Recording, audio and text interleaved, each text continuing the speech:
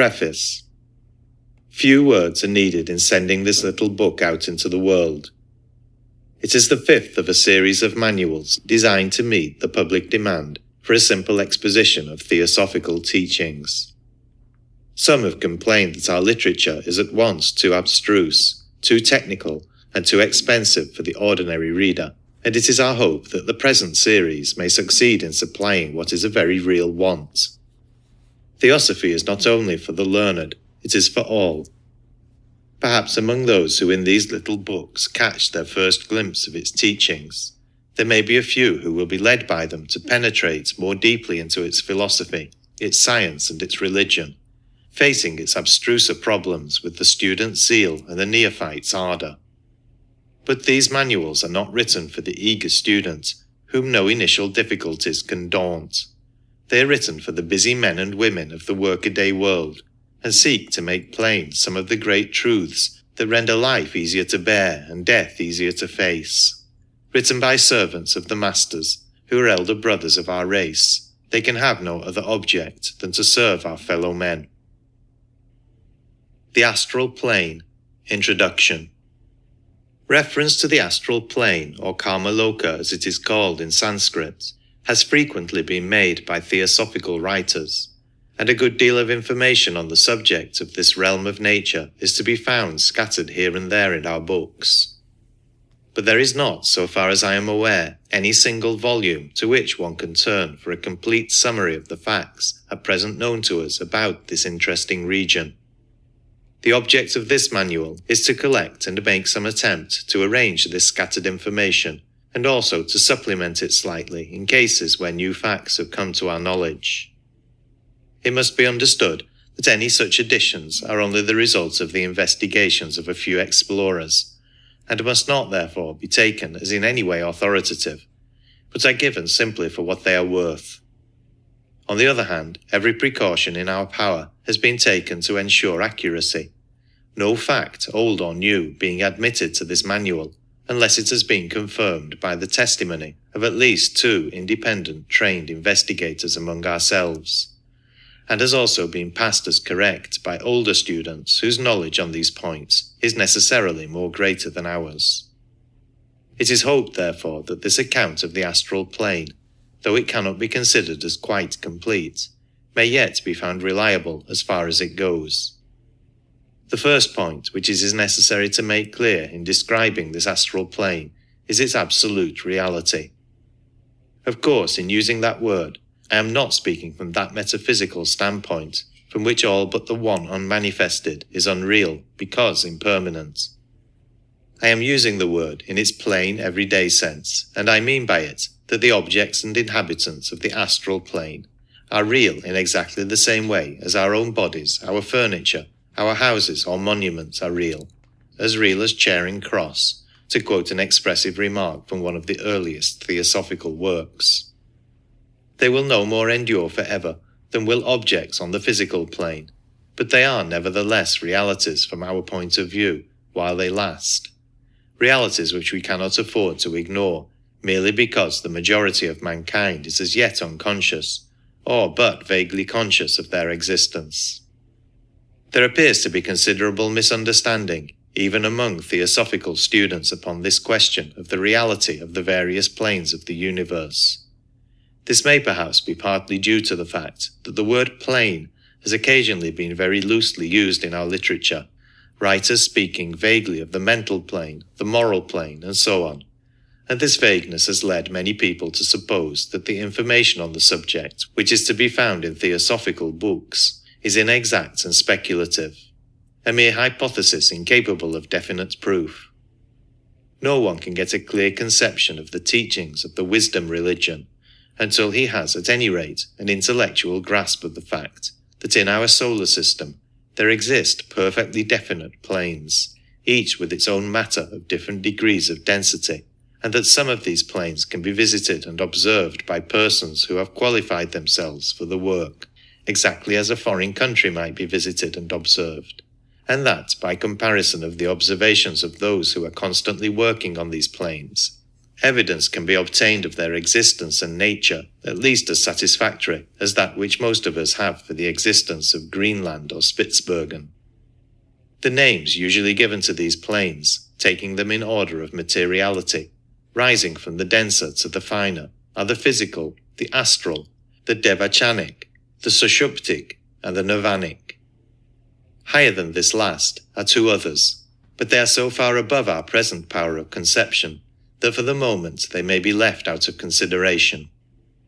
Now it should be understood that the matter of each of these planes differs from that of the one below it, in the same way as, though to a much greater degree than, vapour differs from solid matter. In fact, the states of matter which we call solid, liquid, and gaseous are merely the three lowest subdivisions of the matter belonging to this one physical plane. The astral region, which I am to attempt to describe, is the second of these great planes of nature, the next above or within that physical world with which we are all familiar. It has often been called the realm of illusion, not that it is itself any more illusory than the physical world, but because of the extreme unreliability of the impressions brought back from it by the untrained seer. This is to be accounted for mainly by two remarkable characteristics of the astral world. First, that many of its inhabitants have a marvellous power of changing their forms with Protean rapidity, and also of casting practically unlimited glamour over those with whom they choose to sport. And secondly, that sight on that plane is a faculty very different from, and much more extended than physical vision. An object is seen, as it were, from all sides at once, the inside of a solid being as plainly open to the view as the outside. It is therefore obvious that an inexperienced visitor to this new world may well find considerable difficulty in understanding what he really does see, and still more in translating his vision into the very inadequate language of ordinary speech. A good example of the sort of mistake that is likely to occur is the frequent reversal of any number which the seer has to read from the astral light, so that he would be liable to render, say, 139 as 931, and so on. In the case of a student of occultism trained by a capable master, such a mistake would be impossible except through great hurry or carelessness, since such a pupil has to go through a long and varied course of instruction in this art of seeing correctly, the master or perhaps some more advanced pupil bringing before him again and again all possible forms of illusion, and asking him, "What do you see?" Any errors in his answers are then corrected and their reasons explained, until by degrees the neophyte acquires a certainty and confidence in dealing with the phenomena of the astral plane, which far exceeds anything possible in physical life. But he has to learn not only to see correctly, but to translate the memory of what he has seen accurately from one plane to the other, and to assist him in this, he is trained to carry his consciousness without break from the physical plane to the astral or devachanic, and back again. For until that can be done, there is always a possibility that his recollections may be partially lost or distorted during the blank interval which separates his periods of consciousness on the various planes. When the power of bringing over the consciousness is perfectly acquired, the pupil will have the advantage of the use of all the astral faculties, not only while out of his body during sleep or trance, but also while fully awake in ordinary physical life. It has been the custom of some theosophists to speak with scorn of the astral plane and treat it as entirely unworthy of attention, but that seems to me a somewhat mistaken view. Most assuredly, that at which we have to aim is the purely spiritual plane, and it would be most disastrous for any student to neglect that higher development and rest satisfied with the attainment of astral consciousness. There are some whose karma is such as to enable them to develop the purely spiritual faculties first of all, to overleap the astral plane for the time, as it were, and when afterwards they make its acquaintance, they have, if their spiritual development has been perfect, the immense advantage of dipping into it from above, with the aid of a spiritual insight which cannot be deceived, and a spiritual strength which nothing can resist. It is, however, a mistake to suppose, as some writers have done, that this is the only or even the ordinary method adopted by the masters of wisdom with their pupils. Where it is possible, it saves much trouble, but for most of us, such progress by leaps and bounds has been forbidden by our own faults or follies in the past. All that we can hope for is to win our way slowly, step by step, and since this astral plane lies next to our world of denser matter, it is usually in connection with it that our earliest superphysical experiences take place.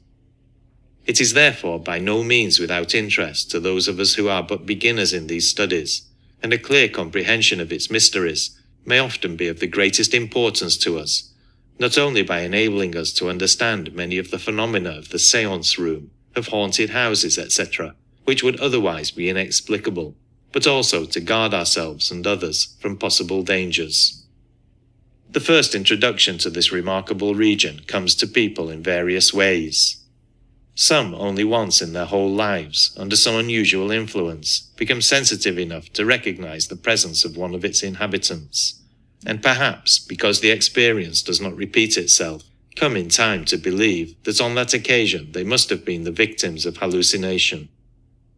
Others find themselves with increasing frequency, seeing and hearing something to which those around them are blind and deaf.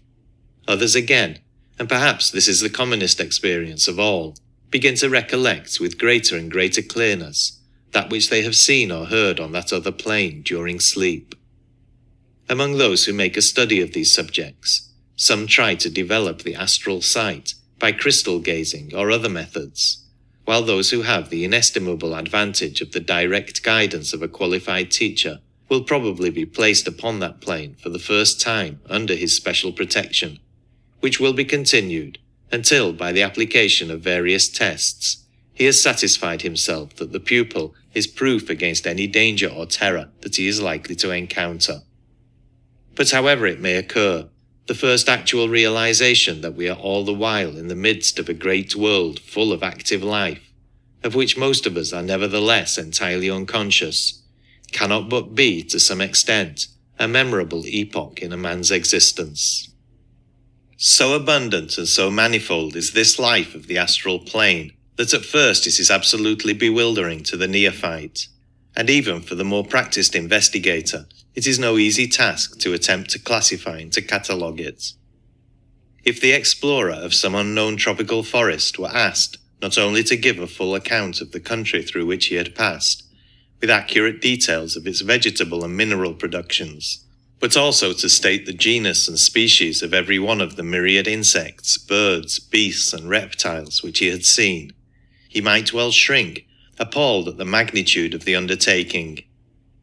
Yet even this affords no parallel to the embarrassments of the psychic investigator, for in his case matters are further complicated, first by the difficulty of correctly translating from that plane to this the recollection of what he has seen, and secondly, by the utter inadequacy of ordinary language to express much of what he has to report. However, just as the explorer on the physical plane would probably commence his account of a country by some sort of general description of its scenery and characteristics, so it will be well to begin this slight sketch of the astral plane by endeavouring to give some idea of the scenery which forms the background of its marvellous and ever-changing activities. Yet here at the outset, an almost insuperable difficulty confronts us in the extreme complexity of the matter.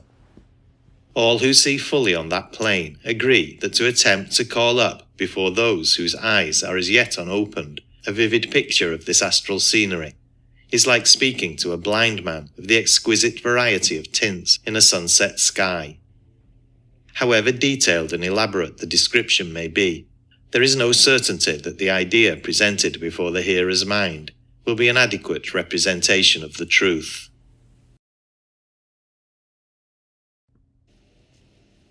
Scenery. First of all, then, it must be understood that the astral plane has 7 subdivisions, each of which has its corresponding degree of materiality and its corresponding condition of matter. Now, numbering these from the highest and least material downwards, we find that they naturally fall into 3 classes. Divisions 1, 2, and 3 forming one such class, and 4, 5, and 6 another, while the 7th and lowest of all stands alone. the difference between the matter of one of these classes and the next would be commensurable with that between a solid and a liquid, while the difference between the matter of the subdivisions of a class would rather resemble that between two kinds of solid, such as, say, steel and sand. Putting aside for the moment the seventh, we may say that divisions 4, 5, and 6 of the astral plane have for their background the physical world we live in and all its familiar accessories. Life on the sixth division is simply our ordinary life on this earth, minus the physical body and its necessities, while as it ascends through the fifth and fourth divisions, it becomes less and less material and is more and more withdrawn from our lower world and its interests. The scenery of these lower divisions, then, is that of the earth as we know it, but it is also very much more, for when looked at from this different standpoint with the assistance of the astral senses, even purely physical objects present a very different appearance. As has already been mentioned, they are seen by one whose eyes are fully opened, not as usual from one point of view, but from all sides at once, an idea in itself sufficiently confusing. And when we add to this that every particle in the interior of a solid body is as fully and clearly visible as those on the outside, it will be comprehended that under such conditions, even the most familiar objects may at first be totally unrecognizable. Yet a moment's consideration will show that such vision approximates much more closely to true perception than does physical sight. Looked at on the astral plane, for example, the sides of a glass cube would all appear equal, as they really are, while on the physical plane we see the further side in perspective. That is, it appears smaller than the nearer side, which is of course a mere illusion. It is this characteristic of astral vision which has led to its sometimes being spoken of as sight in the fourth dimension, a very suggestive and expressive phrase. But in addition to these possible sources of error, matters are further complicated by the fact that astral sight cognizes forms of matter which, while still purely physical, are nevertheless invisible under ordinary conditions. Such, for example, are the particles composing the atmosphere, all the various emanations which are always being given out by everything that has life, and also 4 grades of a still finer order of physical matter, which, for want of more distinctive names, must all be described as etheric. The latter form a kind of system by themselves, freely interpenetrating all other physical matter, and the investigation of their vibrations and the manner in which various higher forces affect them would in itself constitute a vast field of deeply interesting study for any man of science who possessed the requisite sight for its examination. Even when our imagination has fully grasped all that is comprehended in what has already been said, we do not yet understand half the complexity of the problem, for besides all these new forms of physical matter, we have to deal with the still more numerous and perplexing subdivisions of astral matter. We must note, firstly, that every material object, every particle even, has its astral counterpart, and this counterpart is itself not a simple body, but is usually extremely complex, being composed of various kinds of astral matter. In addition to this, each living creature is surrounded with an atmosphere of its own, usually called its aura, and in the case of human beings, this aura forms of itself a very fascinating branch of study. It is seen as an oval mass of luminous mist of highly complex structure, and from its shape has sometimes been called the auric egg. Theosophical readers will hear with pleasure that even at the early stage of his development, at which the pupil begins to acquire this astral sight, he is able to assure himself by direct observation of the accuracy of the teaching given through our great founder, Madame Blavatsky, on the subject of some at least of the 7 principles of man. In regarding his fellow man, he no longer sees only his outer appearance. Exactly coextensive with that physical body, he clearly distinguishes the etheric double, which in theosophical literature has usually been called the linga sharira, while the jiva, as it is absorbed and specialized into prana, as it circulates in rosy light throughout the body, as it eventually radiates from the healthy person in its altered form, is also perfectly obvious. Most brilliant and easily seen of all, perhaps, though belonging to quite a different order of matter, the astral, is the karmic aura, which expresses by its vivid and ever-changing flashes of colour the different desires which sweep across the man's mind from moment to moment. This is the true astral body. Behind that, and consisting of a finer grade of matter, that of the rupa levels of devachan, lies the devachanic body or aura of the lower manas, whose colours, changing only by slow degrees as the man lives his life, show the disposition and character of the personality. While still higher and infinitely more beautiful, where at all clearly developed, is the living light of the karana sharira, the aura or vehicle of the higher manas, which shows the stage of development of the real ego in its passage from birth to birth. But to see these, the pupil must have developed something more than mere astral vision. It will save the student much trouble if he learns at once to regard these auras not as mere emanations, but as the actual manifestation of the ego on their respective planes, if he understands that it is the auric egg which is the real man, not the physical body, which on this plane crystallizes in the middle of it. So long as the reincarnating ego remains upon the plane, which is his true home in the arupa levels of devachan, the body which he inhabits is the karana sharira. But when he descends into the rupa levels, he must, in order to be able to function upon them, clothe himself in their matter, and the matter that he thus attracts to himself furnishes his devachanic or mind body. Similarly, descending into the astral plane, he forms his astral or karmic body out of its matter, though of course still retaining all the other bodies. And on his still further descent to this lowest plane of all, the physical body is formed in the midst of the auric egg, which thus contains the entire man. Fuller accounts of these auras will be found in transaction number 18 of the London Lodge, and in a recent article of mine in the Theosophist. But enough has been said here to show that as they all occupy the same space, which by the way they share also with the physical health aura, the finer interpenetrating the grosser, it needs careful study and much practice to enable the neophyte to distinguish clearly at a glance the one from the other. Nevertheless, the human aura, or more usually some one part of it only, is not infrequently one of the first purely astral objects seen by the untrained, though in such a case its indications are naturally very likely to be misunderstood. Though the karmic aura, from the brilliancy of its flashes of colour, may often be more conspicuous, the nerve ether and the etheric double are really of a much denser order of matter,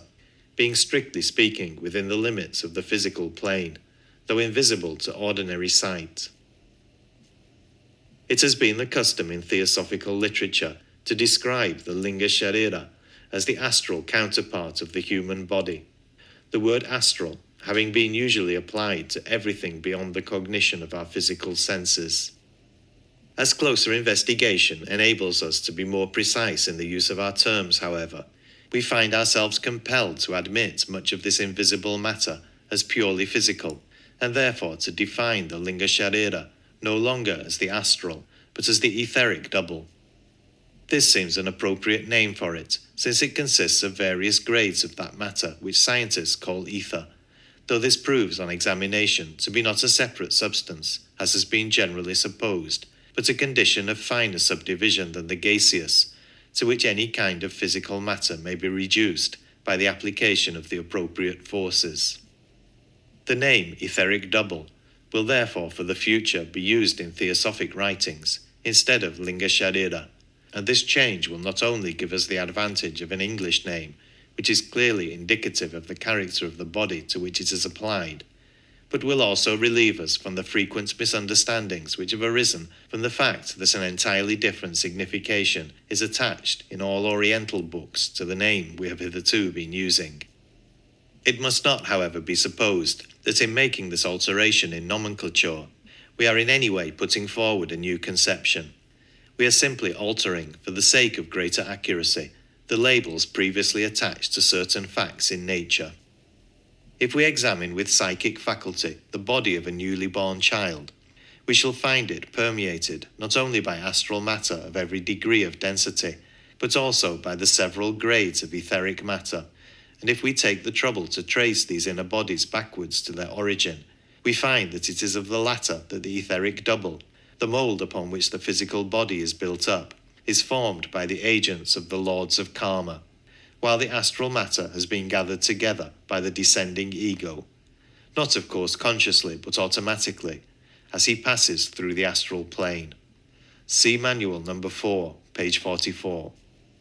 Into the composition of the etheric double must enter something of all the different grades of etheric matter, but the proportions may vary greatly and are determined by several factors, such as the race, subrace, and type of a man, as well as by his individual karma. When it is remembered that these 4 subdivisions of matter are made up of numerous combinations, which in their turn form aggregations that enter into the composition of the atom, of the so-called element of the chemist, it will be seen that this second principle of man is highly complex, and the number of its possible variations practically infinite, so that, however complicated and unusual a man's karma may be, the Lipika are able to give a mould in accordance with which a body exactly suiting it can be formed. One other point deserves mention in connection with the appearance of physical matter when looked at from the astral plane, and that is that the astral vision possesses the power of magnifying at will the minutest physical particle to any desired size, as though by a microscope, though its magnifying power is enormously greater than that of any microscope ever made or ever likely to be made. The hypothetical molecule and atom postulated by science are therefore visible realities to the occult student, though the latter recognizes them as much more complex in their nature than the scientific man has yet discovered them to be. Here again is a vast field of study of absorbing interest to which a whole volume might readily be devoted, and a scientific investigator who should acquire this astral sight in perfection would not only find his experiments with ordinary and known phenomena immensely facilitated, but would also see stretching before him entirely new vistas of knowledge, needing more than a lifetime for their thorough examination. For example, one curious and very beautiful novelty brought to his notice by the development of this vision would be the existence of other and entirely different colours beyond the limits of the ordinary visible spectrum, the ultra-red and ultraviolet rays which science has discovered by other means being plainly perceptible to astral sight. We must not, however, allow ourselves to follow these fascinating bypaths, but must resume our endeavour to give a general idea of the appearance of the astral plane.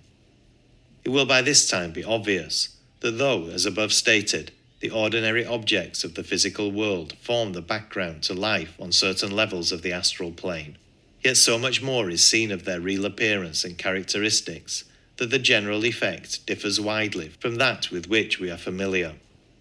For the sake of illustration, take a rock as an example of the simpler class of objects. When regarded with trained sight, it is no mere inert mass of stone. First of all, the whole of the physical matter of the rock is seen, instead of a very small part of it. Secondly, the vibrations of its physical particles are perceptible. Thirdly, it is seen to possess an astral counterpart, composed of various grades of astral matter, whose particles are also in constant motion.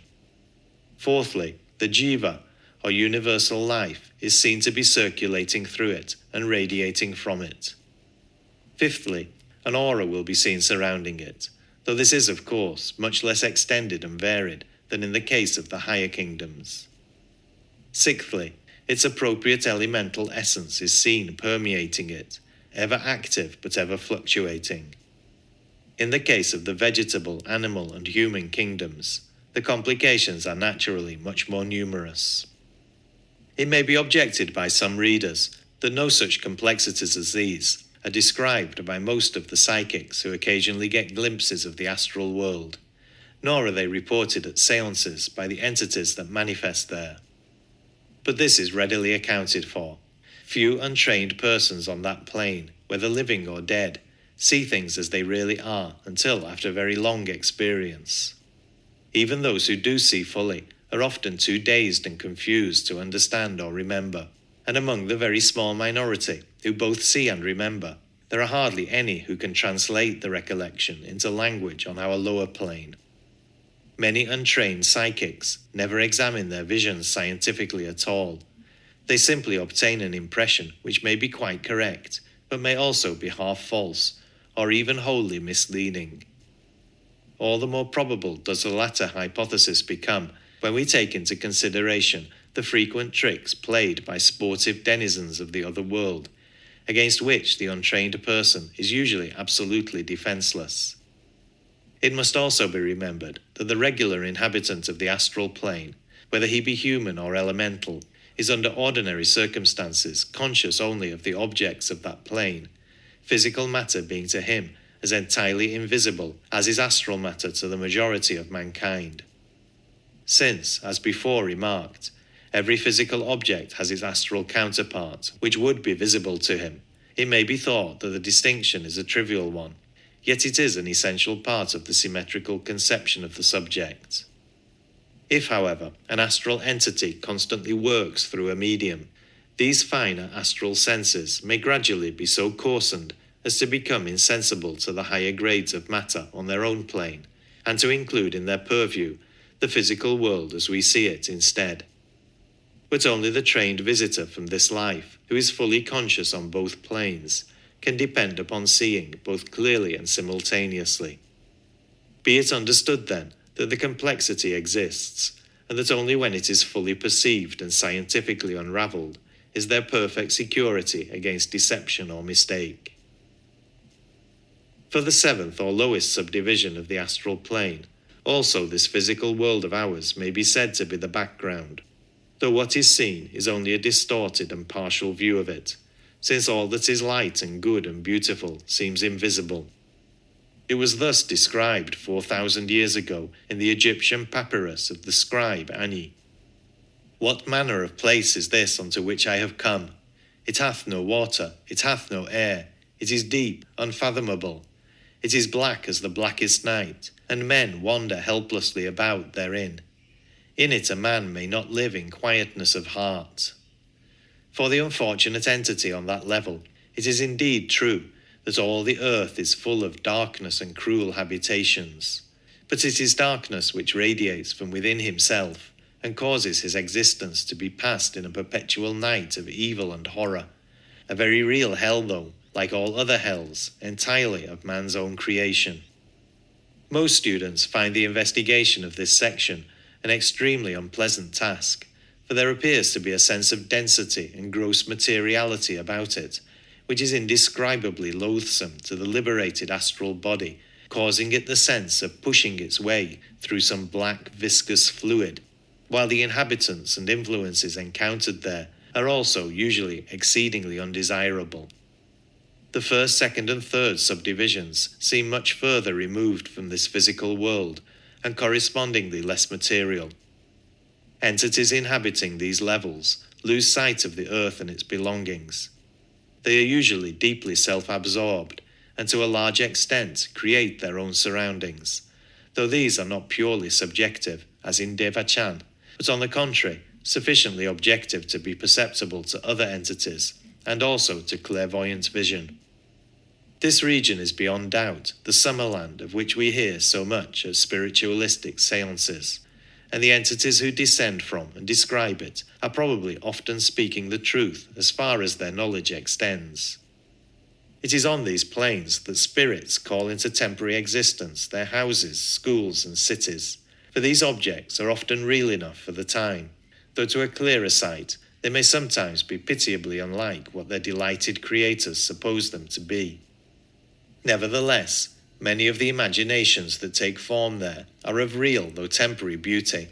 and a visitor who knew of nothing higher might wander contentedly enough there, among forests and mountains, lovely lakes and pleasant flower gardens, or might even construct such surroundings to suit his own fancies. It may be said in passing that communication is limited on the astral plane by the knowledge of the entity, just as it is here. While a person able to function freely on that plane can communicate with any of the human entities there present more readily and rapidly than on earth, by means of mental impressions,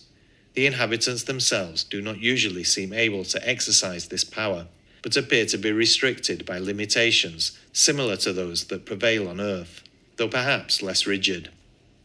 The result of this is that they are found associating, there as here, in groups drawn together by common sympathies, beliefs, and language. An account of the scenery of the astral plane would be incomplete without mention of what are commonly called the records of the astral light, the photographic representation of all that has ever happened. These records are really and permanently impressed upon that higher medium called the Akasha, and are only reflected in a more or less spasmodic manner in the astral light, so that one whose power of vision does not rise above this plane will be likely to obtain only occasional and disconnected pictures of the past, instead of a coherent narrative. But nevertheless, pictures of all kinds of past events are constantly being reproduced on the astral plane, and form an important part of the surroundings of the investigator there.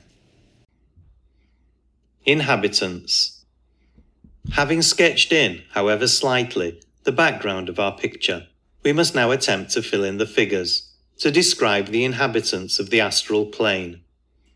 The immense variety of these entities makes it exceedingly difficult to arrange and tabulate them.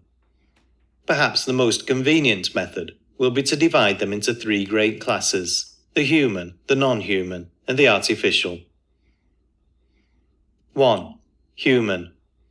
The human denizens of Karma Loka fall naturally into two groups, the living and the dead, or, to speak more accurately, those who still have a physical body and those who have not.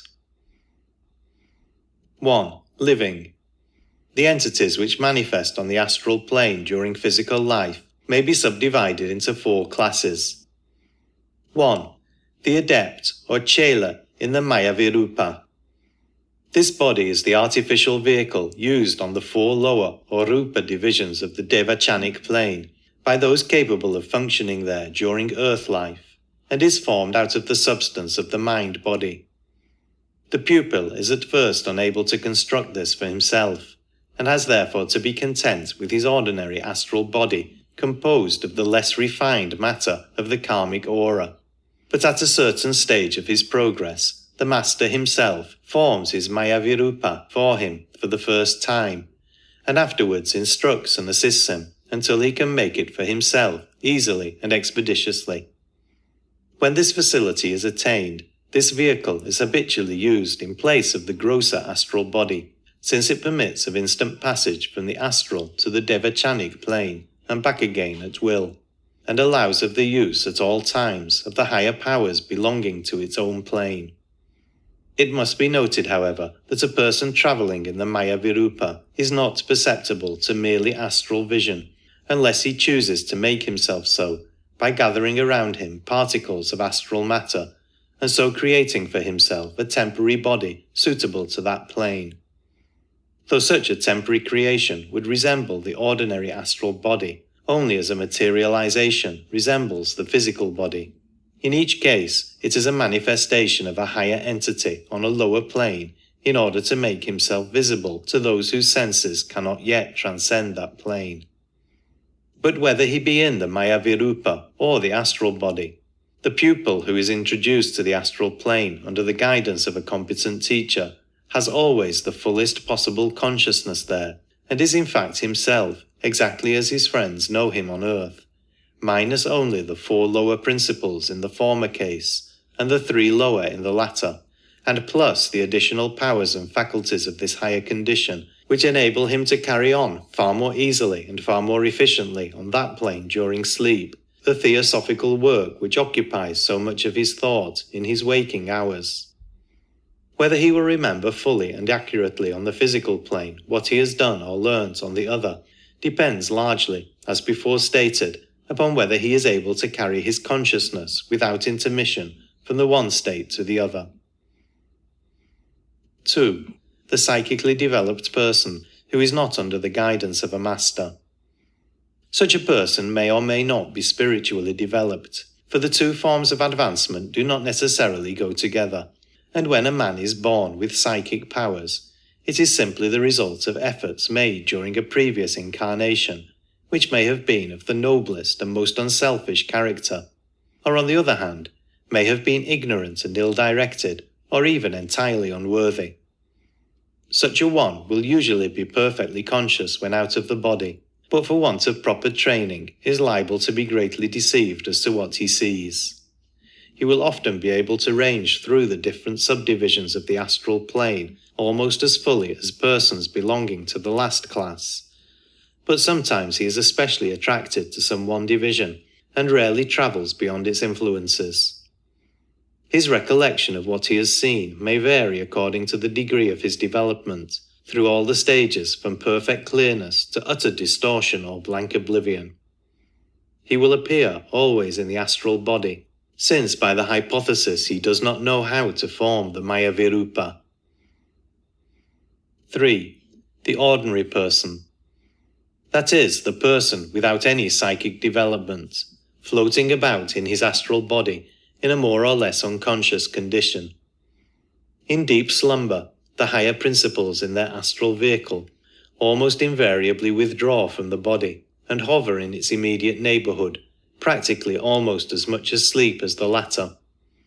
In some cases, however, this astral vehicle is less lethargic and floats dreamily about on the various astral currents, occasionally recognizing other people in a similar condition and meeting with experiences of all sorts, pleasant and unpleasant, the memory of which, hopelessly confused and often travestied into a grotesque caricature of what really happened, will cause the man to think next morning what a remarkable dream he has had. These extruded astral bodies are almost shapeless and very indefinite in outline in the case of the more backward races and individuals. But as the man develops in intellect and spirituality, his floating astral becomes better defined and more closely resembles his physical encasement. Since the psychical faculties of mankind are in course of evolution, and individuals are at all stages of their development, this class naturally melts by imperceptible gradations into the former one. 4. The black magician or his pupil. This class corresponds closely to the first, except that the development has been for evil instead of good, and the powers acquired are used for purely selfish purposes instead of for the benefit of humanity.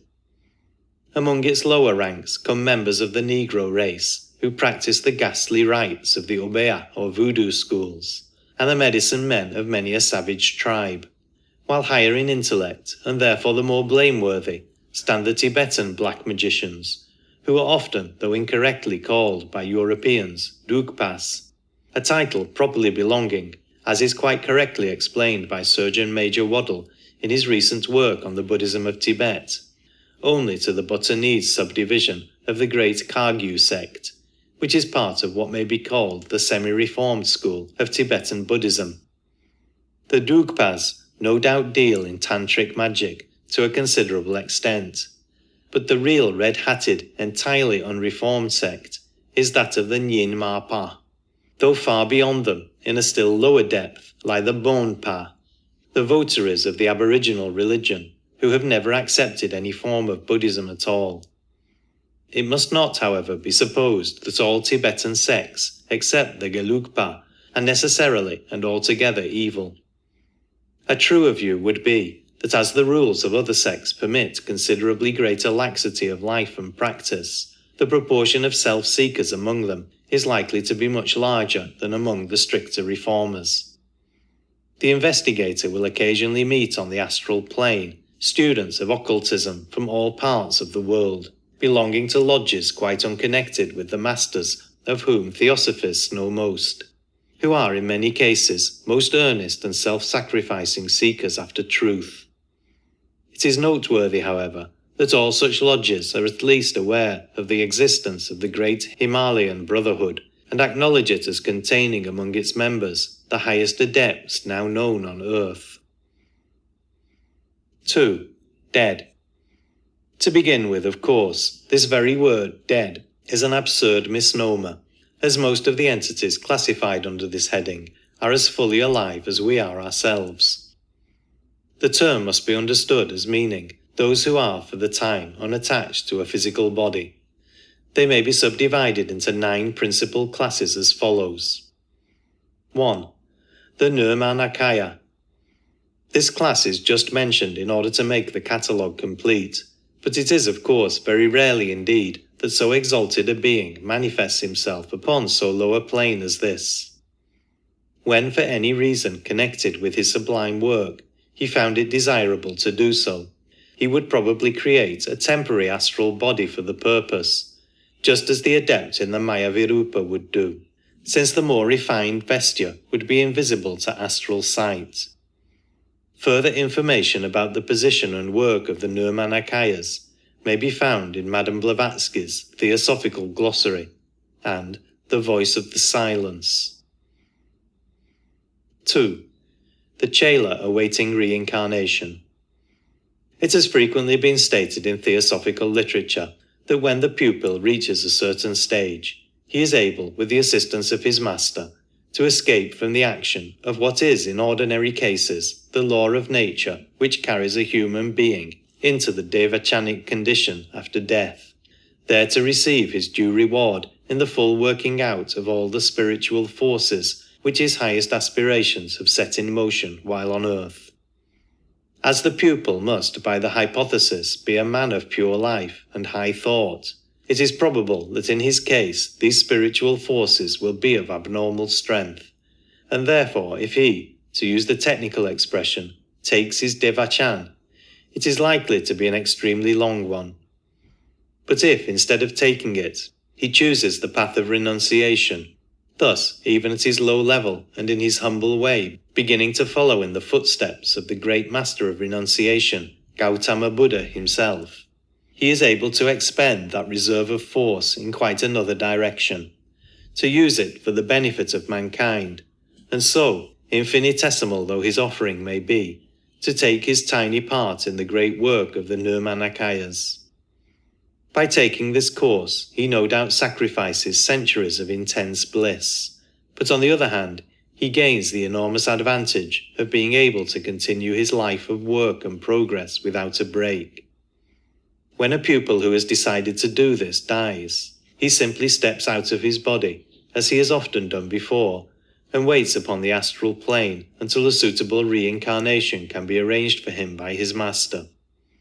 This being a marked departure from the usual course of procedure, the permission of a very high authority has to be obtained before the attempt can be made. Yet even when this is granted, so strong is the force of natural law that it is said that the pupil must be careful to confine himself strictly to the karma loka while the matter is being arranged, lest if he once, even for a moment, touch the devachanic plane, he might be swept, as by an irresistible current, into the line of normal evolution again. In some cases, though these are rare, he is enabled to avoid the trouble of a new birth by being placed directly in an adult body whose previous tenant has no further use for it. But naturally, it is not often that a suitable body is available. Far more frequently, he has to wait on the astral plane, as mentioned before, until the opportunity of a fitting birth presents itself. In the meantime, however, he is losing no time, for he is just as fully himself as ever he was, and is able to go on with the work given him by his master even more quickly and efficiently than when in the physical body, since he is no longer hampered by the possibility of fatigue. His consciousness is of course quite complete, and he roams at will through all the divisions of the karma loka with equal facility. The chela awaiting reincarnation is by no means one of the common objects of the astral plane, but still he may be met with occasionally, and therefore he forms one of our classes. No doubt as the evolution of humanity proceeds, and an ever-increasing proportion enter upon the path of holiness, this class will become more numerous. 3. The ordinary person after death. Needless to say, this class is millions of times larger than those of which we have spoken, and the character and condition of its members vary within extremely wide limits. Within similarly wide limits may vary also the length of their lives upon the astral plane, for while there are those who pass only a few days or hours there, Others remain upon this level for many years and even centuries. A man who has led a good and pure life, whose strongest feelings and aspirations have been unselfish and spiritual, will have no attraction to this plane, and will, if entirely left alone, find little to keep him upon it, or to awaken him into activity even during the comparatively short period of his stay. For it must be understood that after death, the true man is withdrawing into himself, and just as at the first step of that process, he casts off the physical body, and almost directly afterwards the etheric double and the prana, so it is intended that he should, as soon as possible, cast off also the astral or karmic body, and pass into the devachanic condition, where alone his spiritual aspirations can find their full fruition. The noble and pure-minded man will be able to do this, for he has subdued all earthly passions during life. The force of his will has been directed into higher channels, and there is therefore but little energy of lower desire to be worked out in karma loka. His stay there will consequently be very short, and most probably he will have little more than a dreamy half-consciousness of existence, until he sinks into the sleep during which his higher principles finally free themselves from the karmic envelope and enter upon the blissful rest of devachan. For the person who has not as yet entered upon the path of occult development, what has been described is the ideal state of affairs, but naturally it is not attained by all or even by the majority. The average man has by no means freed himself from the lower desires before death, and it takes a long period of more or less fully conscious life on the astral plane to allow the forces he has generated to work themselves out, and thus release the higher ego. The body which he occupies during this period is kamarupa, which may be described as a rearrangement of the matter of his astral body. But it is much more defined in outline, and there is also this important difference between the two, that while the astral body, if sufficiently awakened during life to function at all freely, would probably be able to visit all, or at any rate most of the subdivisions of its plane, the kamarupa has not that liberty, but is strictly confined to that level to which its affinities have drawn it. It has, however, a certain kind of progress connected with it, for it generally happens that the forces a man has set in motion during earth life need for their appropriate working out a sojourn on more divisions than one of the karma loka, and when this is the case, a regular sequence is observed, commencing with the lowest, so that when the karma rupa has exhausted its attractions to one level, the greater part of its grosser particles fall away, and it finds itself in affinity with a somewhat higher state of existence. Its specific gravity, as it were, is constantly decreasing, and so it steadily rises from the denser to the lighter strata, pausing only when it is exactly balanced for a time. This is evidently the explanation of a remark frequently made by the entities which appear at séances, to the effect that they are about to rise to a higher sphere, for which it will be impossible, or not so easy, to communicate through a medium. And it is, as a matter of fact, true that a person upon the highest subdivision of this plane would find it almost impossible to deal with any ordinary medium. It ought perhaps to be explained here that the definiteness of outline which distinguishes the kamarupa from the astral body is of an entirely different character from that definiteness which was described as a sign of progress in the astral of the man before death. There can never be any possibility of confusion between the two entities, for while in the case of the man attached to a physical body, the different orders of astral particles are all inextricably mingled and ceaselessly changing their position, after death their activity is much more circumscribed, since they then sort themselves according to their degree of materiality, and become, as it were, a series of sheaths or shells surrounding him, the grossest being always outside, and so dissipating before the others. This dissipation is not necessarily complete, the extent to which it is carried being governed by the power of manas to free itself from its connection with any given level. And on this also, as will be seen later, the nature of the shade depends. The poetic idea of death as a universal leveller is a mere absurdity born of ignorance, for as a matter of fact, in the vast majority of cases, the loss of the physical body makes no difference whatever in the character or intellect of the person, and there are therefore as many different varieties of intelligence among those whom we usually call the dead as among the living.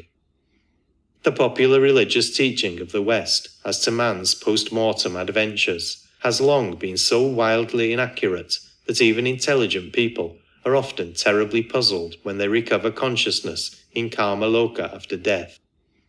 The condition in which the new arrival finds himself differs so radically from what he has been led to expect that it is no uncommon case for him to refuse at first to believe that he has passed through the portals of death at all.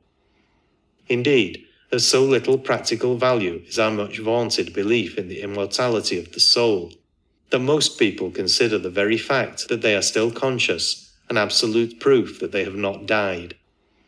The horrible doctrine of eternal punishment, too, is responsible for a vast amount of most pitiable and entirely groundless terror among those newly arrived in karma loka, who in many cases spend long periods of acute mental suffering before they can free themselves from the fatal influence of that hideous blasphemy, and realize that the world is governed not according to the caprice of some demon who gloats over human anguish, but according to a benevolent and wonderfully patient law of evolution. Many members of the class we are considering do not really attain an intelligent appreciation of this fact at all, but drift through their astral interlude in the same aimless manner in which they have spent the physical portion of their lives. Thus, in karma loka, exactly as on earth, there are the few who comprehend something of their position and know how to make the best of it, and many who have not yet acquired that knowledge. And there, just as here, the ignorant are rarely ready to profit by the advice or example of the wise. But of whatever grade the entity's intellect may be, it is always a fluctuating and on the whole a gradually diminishing quantity, for the lower manas is being drawn in opposite directions by the higher triad which acts on it from above its level, and the karma which operates from below, and therefore it oscillates between the two attractions with an ever-increasing tendency towards the former as the karmic forces wear themselves out. And here comes in the evil of what is called at seances the development of a spirit through a medium, a process the object of which is to intensify the downward pull of the karma, to awaken the lower portion of the entity, that being all that can be reached, from the natural and desirable unconsciousness into which it is passing, and thus to prolong unnaturally its existence in the karma loka. The peculiar danger of this will be seen when it is recollected that the real man is all the while steadily withdrawing into himself, and is therefore, as time goes on, less and less able to influence or guide this lower portion, which nevertheless, until the separation is complete, has the power to generate karma, and under the circumstances is obviously far more likely to add evil than good to its record. Thus the harm done is threefold. First, the retardation of the separation between manas and karma, and the consequent waste of time and prolongation of the interval between two incarnations. Secondly, the extreme probability, almost amounting to certainty, that a large addition will be made to the individual's evil karma, which will have to be worked out in future births. Thirdly, the terrible danger that this abnormal intensification of the force of karma may eventually enable the latter to entangle the whole of the lower manas inextricably, and so cause the entire loss of an incarnation. Though such a result as this last mentioned is happily uncommon, it is a thing that has happened more than once, and in very many cases, where the evil has fallen short of this ultimate possibility, the individual has nevertheless lost much more of his lower manas by this additional entanglement with karma than he would have done if left to withdraw into himself quietly as nature intended. It is not denied that a certain amount of good may occasionally be done to very degraded entities at spiritualistic circles, but the intention of nature obviously is that such assistance should be given, as it frequently is, by occult students, who are able to visit the astral plane during earth life, and have been trained by competent teachers to deal, by whatever methods may be most helpful, with the various cases which they encounter. It will be readily seen that such a scheme of help, carrying with it as it does the possibility of instant reference to higher authorities in any doubtful case, is infinitely safer than any casual assistance obtained through a medium who may be, and indeed generally is, entirely ignorant of the laws governing spiritual evolution, and who is as liable to the domination of evil or mischievous influences as of good ones. Apart altogether from any question of development through a medium,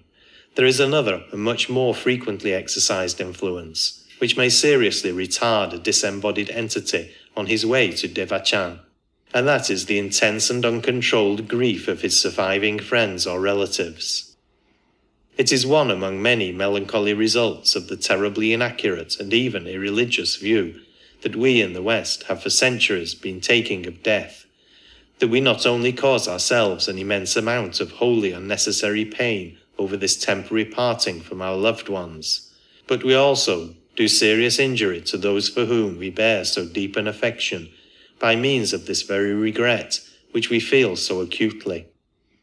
As one of our ablest writers has recently told us, when our departed brother is sinking peacefully and naturally into pre-devachanic unconsciousness, an awakening may be caused by the passionate sorrow and desires of friends left on earth, and these, violently vibrating the karmic elements in the embodied persons, may set up vibrations in the karma rupa of the disembodied, and so reach and rouse the lower manas, not yet withdrawn to and reunited with its parent, the spiritual intelligence. Thus it may be roused from its dreamy state to vivid remembrance of the earth life so lately left. This awakening is often accompanied by acute suffering, and even if this be avoided, the natural process of the triad freeing itself is rudely disturbed, and the completion of its freedom is delayed. Death and After, page 32. It would be well if those whose loved ones have passed on before them would learn from these undoubted facts the duty of restraining, for the sake of those dear ones, a grief which, however natural it may be, is yet in its essence selfish. Not that the occult teaching counsels forgetfulness of the dead, far from it, but it does suggest that a man's affectionate remembrance of his departed friend is a force which, if properly directed into the channel of earnest good wishes for his progress towards Devachan and his quiet passage through Karmaloka, might be of real value to him, whereas when wasted in mourning for him and longing to have him back again, it is not only useless but harmful. It is with a true instinct that the Hindu religion prescribes its Shraddha ceremonies, and the Catholic Church its prayers for the dead. It sometimes happens, however, that the desire for communication is from the other side, and that an entity of the class we are considering has something which it specially desires to say to those whom it has left behind. Occasionally, this message is an important one, such as, for example, an indication of the place where a missing will is concealed. But more often, it seems to us quite trivial.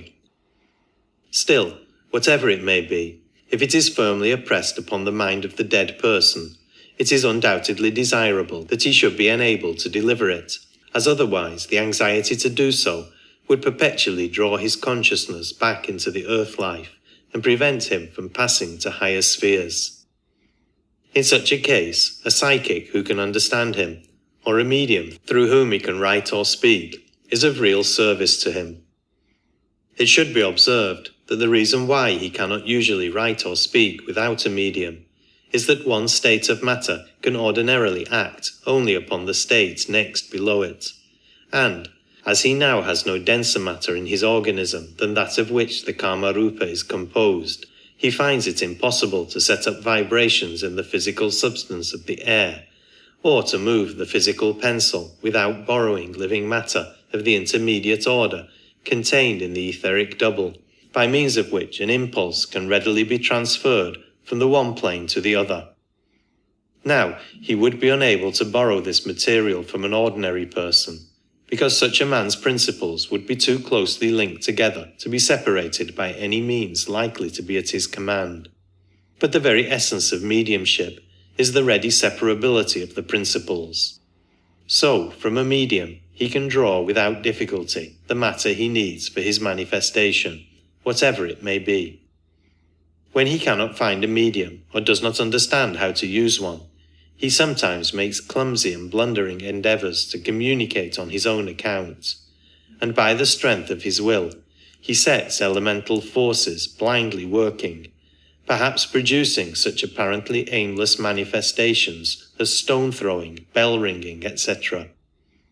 It consequently frequently happens that a psychic or medium going to a house where such manifestations are taking place may be able to discover what the entity who produces them is attempting to say or do, and may thus put an end to the disturbance. This would not, however, invariably be the case, as these elemental forces are occasionally set in motion by entirely different causes.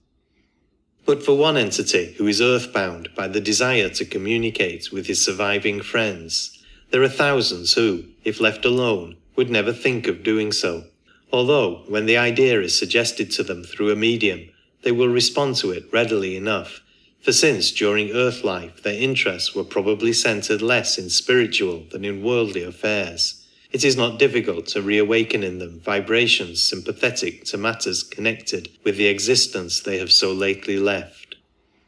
And this undesirable intensification of early thoughts is frequently brought about by the interference of well-meaning but ignorant friends, who endeavour to get communications from the departed through a medium, with the result that just in proportion to their success, he is subjected to the various dangers mentioned above.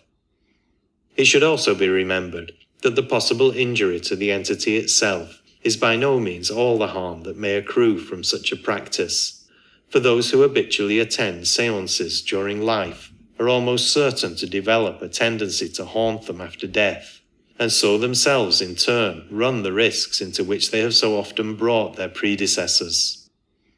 Besides, it is well known that the vital energy necessary to produce physical manifestations is frequently drawn from the sitters as well as from the medium, and the eventual effect on the latter is invariably evil, as is evinced by the large number of such sensitives who have gone either morally or psychically to the bad,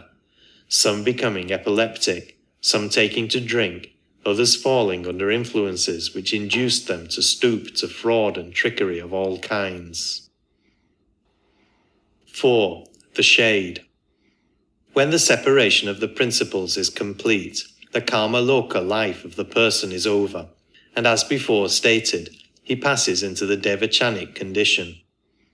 But just as when he dies to this plane, he leaves his physical body behind him, so when he dies to the astral plane, he leaves his karma rupa behind him. If he has purged himself from all earthly desires during life, and directed all his energies into the channels of unselfish spiritual aspiration, his higher ego will be able to draw back into itself the whole of the lower manas which it put forth into incarnation.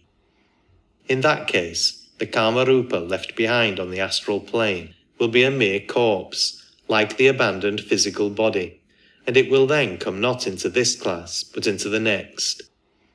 Even in the case of a man of somewhat less perfect life, almost the same results may be attained if the forces of lower desire are allowed to work themselves out undisturbed in karma loka. But the majority of mankind make but very trifling and perfunctory efforts while on earth to rid themselves of the less elevated impulses of their nature, and consequently doom themselves not only to a greatly prolonged sojourn on the astral plane, but also to what cannot be described otherwise than as a loss of a portion of the lower manas. This is no doubt a very material method of expressing the great mystery of the reflection of the higher manas in the lower, but since only those who have passed the portals of initiation can fully comprehend this, we must content ourselves with the nearest approximation to exactitude which is possible to us. And as a matter of fact, a very fairly accurate idea of what actually takes place will be obtained by adopting the hypothesis that the manasic principle sends down a portion of itself into the lower world of physical life at each incarnation, and expects to be able to withdraw it again at the end of the life, enriched by all its varied experiences. The ordinary man, however, usually allows himself to be so pitiably enslaved by all sorts of base desires that a certain portion of this lower manas becomes very closely interwoven with karma, and when the separation takes place, his life in karma loka being over, the manasic principle has, as it were, to be torn apart, the degraded portion remaining within the karma rupa. This karma rupa, then, consists of the particles of astral matter from which the lower manas has not been able to disengage itself, and which therefore retain it captive. For when manas passes into devachan, these clinging fragments adhere to a portion of it, and as it were wrench it away. The proportion of the matter of each level present in the karma rupa will therefore depend on the extent to which manas has become inextricably entangled with the lower passions. It will be obvious that as manas, in passing from level to level, is unable to free itself completely from the matter of each, the karma rupa will show the presence of each grosser kind which has succeeded in retaining its connection with it. Thus comes into existence the class of entity which has been called the shade, an entity, be it observed, which is not in any sense the real individual at all, for he has passed away into devachan, but nevertheless not only bears his exact personal appearance, but possesses his memory and all his little idiosyncrasies, and may therefore very readily personate him, as indeed it frequently does at seances. It is not, of course, conscious of any act of impersonation, for as far as its intellect goes, it must necessarily suppose itself to be the individual, but one can imagine the horror and disgust of the friends of the departed if they could only realize that they had been deceived into accepting as their loved one a mere soulless bundle of all his worst qualities. Its length of life varies according to the amount of the lower manas which animates it, but as this is all the while in the process of fading out, its intellect is a steadily diminishing quantity, though it may possess a great deal of a certain sort of animal cunning, and even quite towards the end of its career, it is still able to communicate by borrowing temporary intelligence from the medium. From its very nature, it is exceedingly liable to be swayed by all kinds of evil influences, and, having separated from its higher ego, it has nothing in its constitution capable of responding to good ones. It therefore lends itself readily to various minor purposes of some of the baser sort of black magicians. So much of the matter of the manasic nature as it possesses gradually disintegrates and returns to its own plane, though not to any individual mind, and thus the shade fades by almost imperceptible gradations into a member of our next class. 5. The shell. This is absolutely the mere astral corpse in process of disintegration, every particle of the lower manas having left it. It is entirely without any kind of consciousness or intelligence, and is drifted passively about upon the astral currents, just as a cloud might be swept in any direction by a passing breeze. But even yet, it may be galvanized for a few moments into a ghastly burlesque of life, if it happens to come within reach of a medium's aura. Under such circumstances, it will still exactly resemble its departed personality in appearance, and may even reproduce to some extent his familiar expressions or handwriting, but it does so merely by the automatic action of the cells of which it is composed, which tend under stimulation to repeat the form of action to which they are most accustomed, and whatever amount of intelligence may lay behind any such manifestation has most assuredly no connection with the original entity, but is lent by the medium or his guides for the occasion. It is, however, more frequently temporarily vitalized in quite another manner, which will be described under the next head. It has also the quality of being still blindly responsive to such vibrations, usually of the lowest order, as were frequently set up in it during its last stage of existence as a shade, and consequently persons in whom evil desires or passions are predominant will be very likely, when they attend physical seances, to find these intensified and, as it were, thrown back upon them by the unconscious shells. There is also another variety of corpse which it is necessary to mention under this head, though it belongs to a much earlier stage of man's post-mortem history. It has been stated above that after the death of the physical body, the karma rupa is comparatively quickly formed, and the etheric double cast off, this latter body being destined to slow disintegration, precisely as is the karma rupic shell at a later stage of the proceedings. This etheric shell, however, is not to be met with drifting aimlessly about, as is the variety with which we have hitherto been dealing. On the contrary, it remains within a few yards of the decaying physical body, and since it is readily visible to anyone even slightly sensitive, it is accountable for many of the commonly current stories of churchyard ghosts.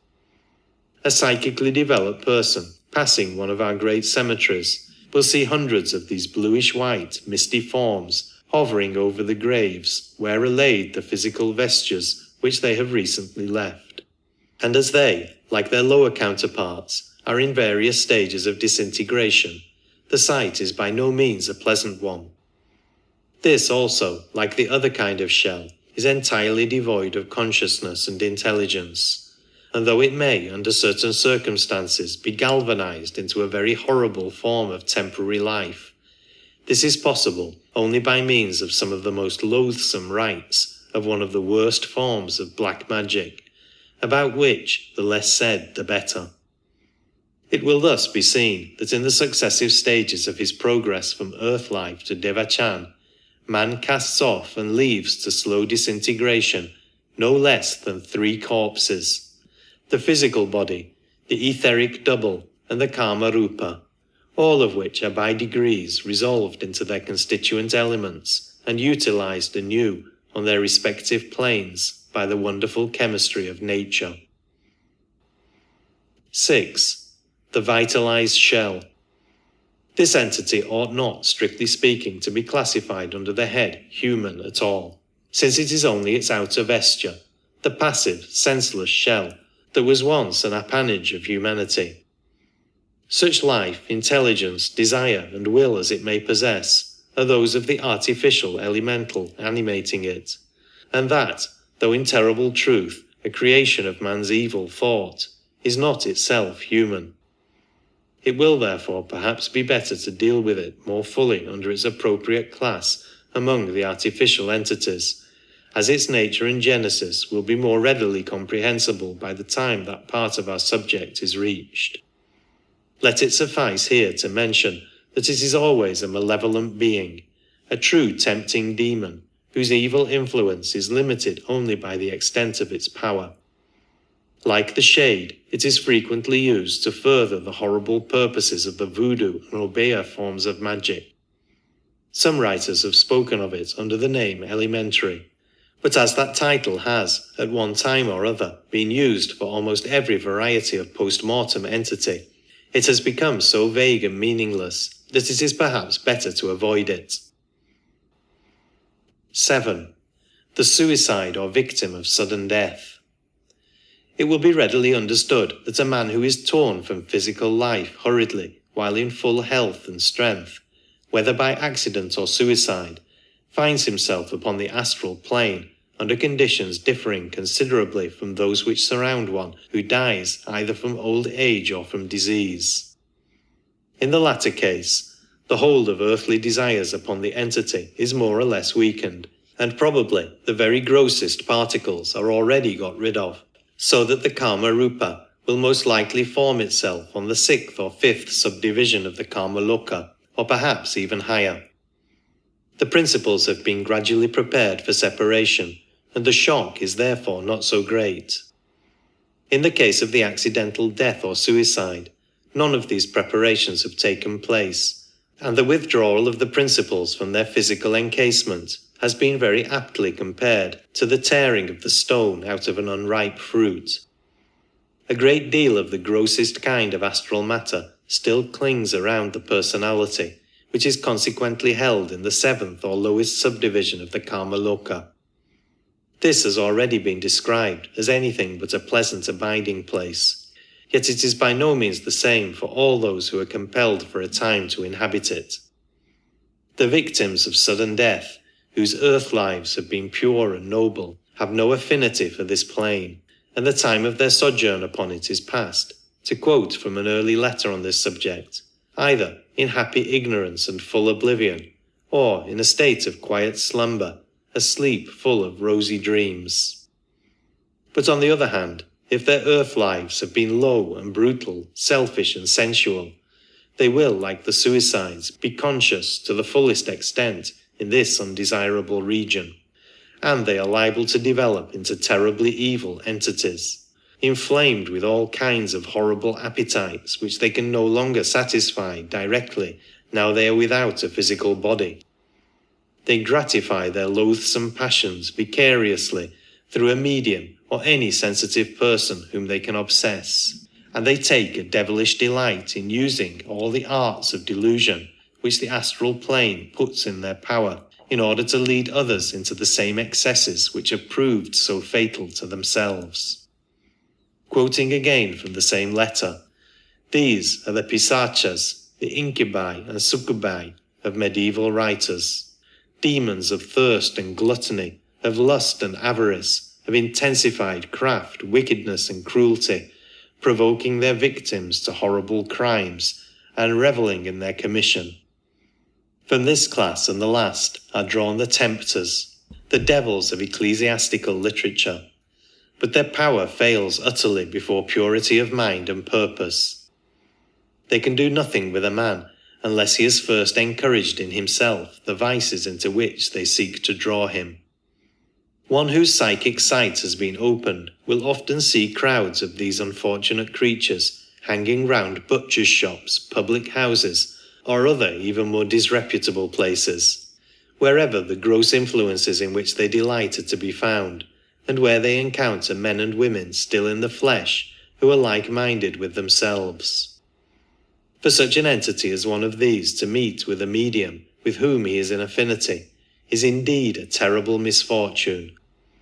Not only does it enable him to prolong enormously his dreadful life in Karmaloka, but it renews for perhaps an indefinite period his power to generate evil karma, and so prepare for himself a future incarnation of the most degraded character, besides running the risk of losing a large portion or even the whole of the lower manas. On this lowest level of the astral plane, he must stay at least as long as his earthly life would have lasted if it had not been prematurely cut short. And if he is fortunate enough not to meet with a sensitive through whom his passions can be vicariously gratified, the unfulfilled desires will gradually burn themselves out, and the suffering caused in the process will probably go far towards working off the evil karma of the past life. The position of the suicide is further complicated by the fact that his rash act has enormously diminished the power of the higher ego to withdraw its lower portion into itself, and therefore has exposed him to manifold and great additional dangers. But it must be remembered that the guilt of suicide differs considerably, according to its circumstances, from the morally blameless act of Seneca or Socrates, through all degrees down to the heinous crime of the wretch who takes his own life in order to escape from the entanglements into which his villainy has brought him, and of course, the position after death varies accordingly.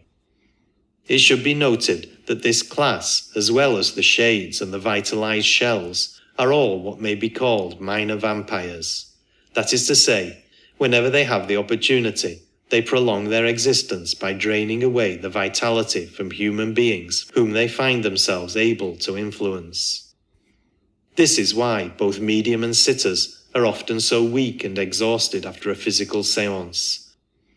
A student of occultism is taught how to guard himself from their attempts, but without that knowledge, it is difficult for one who puts himself in their way to avoid being more or less laid under contribution by them. 8. The Vampire and Werewolf.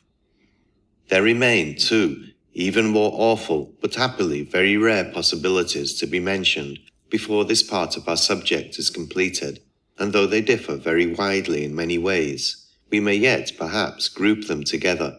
since they have in common the qualities of unearthly horror and of extreme rarity, the latter arising from the fact that they are really relics of earlier races. We of the fifth root race ought to have evolved beyond the possibility of meeting such a ghastly fate as is indicated by either of the two headings of this subsection, and we have so nearly done it that these creatures are commonly regarded as mere medieval fables. Yet there are examples to be found occasionally, even now, though chiefly in countries where there is a considerable strain of fourth race blood, such as Russia or Hungary. The popular legends about them are probably often considerably exaggerated, but there is nevertheless a terribly serious substratum of truth beneath the eerie stories which pass from mouth to mouth among the peasantry of Central Europe. The general characteristics of such tales are too well known to need more than a passing reference.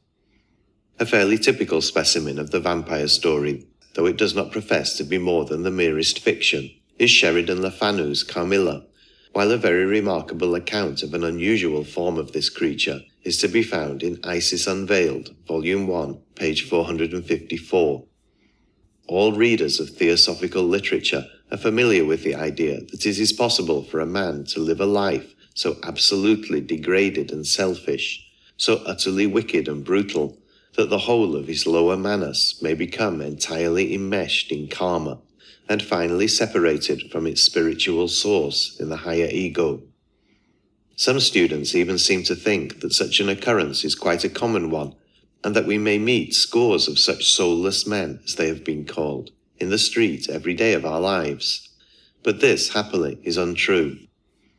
To attain the appalling preeminence in evil, which thus involves the entire loss of a personality and the weakening of the developing individuality behind, a man must stifle every gleam of unselfishness or spirituality, and must have absolutely no redeeming point whatever. And when we remember how often, even in the worst of villains, there is to be found something not wholly bad, we shall realize that the abandoned personalities must always be a very small minority.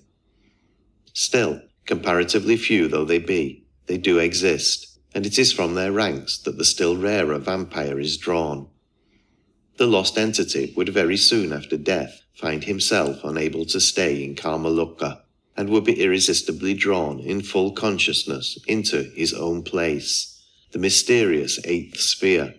there slowly to disintegrate after experiences best left undescribed.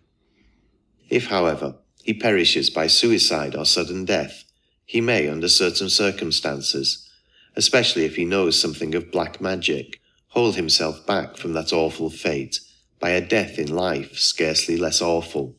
the ghastly existence of the vampire. Since the eighth sphere cannot claim him until after the death of the body, he preserves it in a kind of cataleptic trance by the horrible expedient of the transfusion into it of blood drawn from other human beings by his semi-materialized Kamarupa, and thus postpones his final destiny by the commission of wholesale murder. As popular superstition again quite rightly supposes, the easiest and most effectual remedy in such a case is to exhume and burn the body, thus depriving the creature of his point d'appui. When the grave is opened, the body usually appears quite fresh and healthy, and the coffin is not infrequently filled with blood. Of course, in countries where cremation is the custom, vampirism of this sort is impossible. The werewolf, though equally horrible, is the product of a somewhat different karma, and indeed ought perhaps to have found a place under the first instead of the second division of the human inhabitants of Karmaloka, since it is always during a man's lifetime that he first manifests under this form. It invariably implies some knowledge of magical arts, sufficient at any rate to be able to project the astral body. When a perfectly cruel and brutal man does this, there are certain circumstances under which the body may be seized upon by other astral entities and materialized, not into the human form, but into that of some wild animal, usually the wolf, and in that condition it will range the surrounding country, killing other animals and even human beings, thus satisfying not only its own craving for blood, but that of the fiends who drive it on. In this case, as so often with the ordinary astral body, any wound inflicted upon the animal materialization will be reproduced upon the human physical body by the extraordinary phenomenon of repercussion, though after the date of that physical body, the karma rupa, which will probably continue to appear in the same form, will be less vulnerable. It will then, however, be also less dangerous, as unless it can find a suitable medium, it will be unable to materialize fully. It has been the fashion of this century to scoff at what are called the foolish superstitions of the ignorant peasantry, but as in the above cases, so in many others, the occult student finds on careful examination that obscure or forgotten truths of nature lie behind what at first sight appears mere nonsense, and he learns to be cautious in rejecting as well as cautious in accepting. Intending explorers of the astral plane need have little fear of encountering the very unpleasant creatures described under this head, for as before stated, they are even now extremely rare, and as time goes on, their number will happily steadily diminish.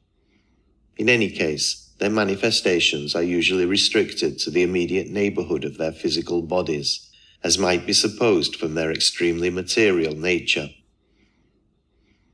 The black magician or his pupil. This person corresponds at the other extremity of the scale to our second class of departed entities, the chela awaiting reincarnation. But in this case, instead of obtaining permission to adopt an unusual method of progress, the man is defying the natural process of evolution by maintaining himself in karma loka by magical arts, sometimes of the most horrible nature. It would be easy to make various subdivisions of this class according to their objects, their methods, and the possible duration of their existence on this plane. But as they are by no means fascinating objects of study, and all that an occult student wishes to know about them is how to avoid them, it will probably be more interesting to pass on to the examination of another part of our subject. It may, however, be just mentioned that every such human entity which prolongs its life thus on the astral plane beyond its natural limit invariably does so at the expense of others and by the absorption of their life in some form or another. Inhabitants continued. 2. Non-human. Though it might have been thought fairly obvious, even to the most casual glance, that many of the terrestrial arrangements of nature which affect us most nearly have not been designed exclusively with a view to our comfort, or even our ultimate advantage, it was yet probably unavoidable that the human race, at least in its childhood, should imagine that this world and everything it contains existed solely for its own use and benefit. Undoubtedly, we ought by this time to have grown out of that infantile delusion and realized our proper position and the duties that attach to it. That most of us have not yet done so is shown in a dozen ways in our daily life, notably by the atrocious cruelty habitually displayed towards the animal kingdom under the name of sport by many who probably consider themselves highly civilized people. Of course, the veriest tyro in the holy science of occultism knows that all life is sacred, and that without universal compassion there is no true progress. But it is only as he advances in his studies that he discovers how manifold evolution is, and how comparatively small a place humanity really fills in the economy of nature. It becomes clear to him that just as earth, air, and water support myriads of forms of life, which, though invisible to the ordinary eye, are revealed to us by the microscope, so the higher planes connected with our earth have an equally dense population of whose existence we are ordinarily completely unconscious. As his knowledge increases, he becomes more and more certain that in one way or another, the utmost use is being made of every possibility of evolution, and that wherever it seems to us that in nature force or opportunity is being wasted or neglected, it is not the scheme of the universe that is in fault, but our ignorance of its method and intention. For the purposes of our present consideration of the non-human inhabitants of the astral plane, it will be best to leave out of consideration those very early forms of the universal life which are evolving in a manner of which we can have little comprehension through the successive encasement of atoms, molecules, and cells. For if we commence at the lowest of what are usually called the elemental kingdoms, we shall even then have to group together under this general heading an enormous number of inhabitants of the astral plane, upon whom it will be possible to touch only very slightly, as anything like a detailed account of them would swell this manual to the dimensions of an encyclopedia.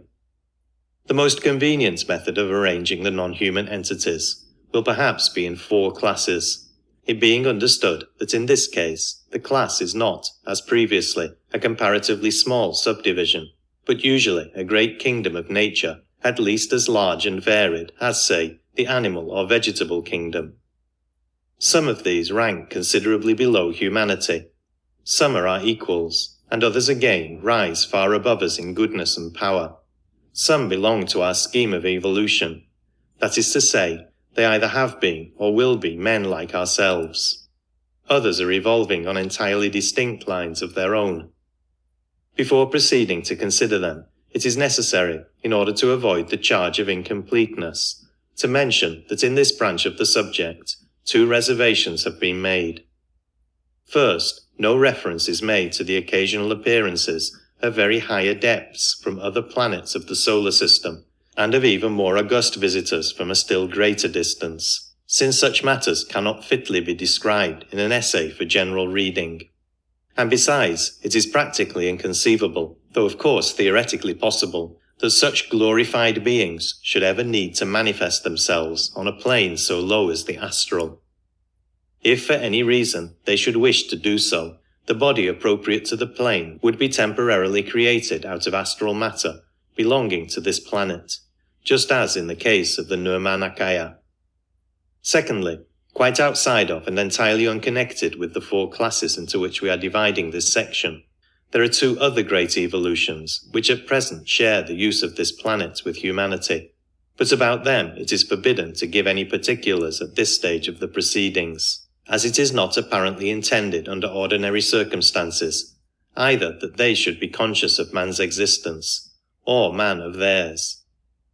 If we ever do come into contact with them, it will most probably be on the purely physical plane, for in any case their connection with our astral plane is of the slightest, since the only possibility of their appearance there depends upon an extremely improbable accident in an act of ceremonial magic, which fortunately only a few of the most advanced sorcerers know how to perform.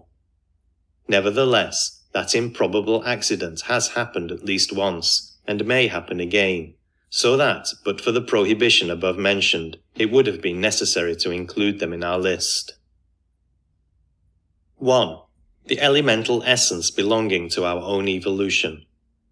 Just as the name elementary has been given indiscriminately by various writers to any or all of man's possible post-mortem conditions, so this word elemental has been used at various times to mean any or all non-human spirits, from the most godlike of the devas, down through every variety of nature spirit, to the formless essence which pervades the kingdoms lying beyond the mineral, until, after reading several books, the student becomes absolutely bewildered by the contradictory statements made on the subject. For the purposes of this treatise, it will perhaps simplify matters to restrict its meaning to the last mentioned class only, and use it to denote the 3 great kingdoms which precede the mineral in the order of our evolution. It may be remembered that in one of the earlier letters from an adept teacher, these elemental kingdoms are referred to, and the statement is made that the first and second cannot readily be comprehended except by an initiate. Fortunately this, the most incomprehensible part of the vast subject, does not come within the province of this manual, as those first and second elemental kingdoms exist and function respectively upon the arupa and arupa levels of the devachanic plane. We have consequently to deal for the moment only with kingdom number 3, the one next before the mineral, though even that will be found to be quite sufficiently complicated, as will be understood when it is stated that it contains just over 2,400 perfectly distinct varieties of elemental essence, each of which the pupil who wishes to attain perfect control of the astral forces must learn not only to distinguish instantly at sight, but to deal with in its own special method and no other. Of course, phenomena of various sorts may be, and constantly are, produced by those who are able to wield only one or two of these forces. But the adept prefers to take the additional trouble requisite to understand all of them thoroughly, and uses in every case precisely the most appropriate force or combination of forces, so that his object may be attained with scientific accuracy and with the least possible expenditure of energy. To speak, as we so often do, of an elemental, in connection with the group we are now considering, is somewhat misleading, for strictly speaking there is no such thing. What we find is a vast store of elemental essence, wonderfully sensitive to the most fleeting human thought, responding with inconceivable delicacy in an infinitesimal fraction of a second to a vibration set up in it, even by an entirely unconscious exercise of human will or desire. But the moment that, by the influence of such thought or exercise of will, it is moulded into a living force, into something that may correctly be described as an elemental, it at once ceases to belong to the category we are discussing and becomes a member of the artificial class.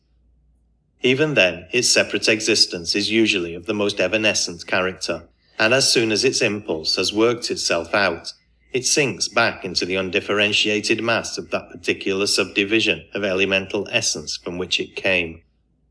It would be tedious to attempt to catalogue these subdivisions, and indeed, even if a list of them were made, it would be unintelligible, except to the practical student who can call them up before him and compare them. Some idea of the leading lines of classification can, however, be grasped without much trouble, and may prove of interest. First comes the broad division which has given the elementals their name, the classification according to the kind of matter which they inhabit.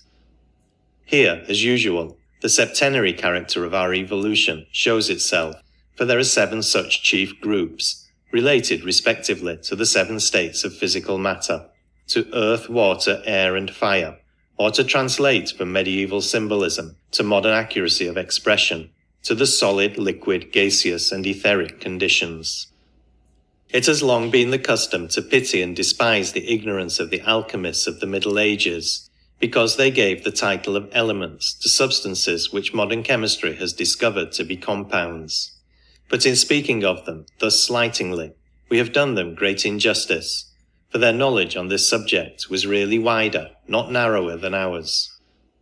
They may or may not have catalogued all the 60 or 70 substances which we now call elements, but they certainly did not apply that name to them,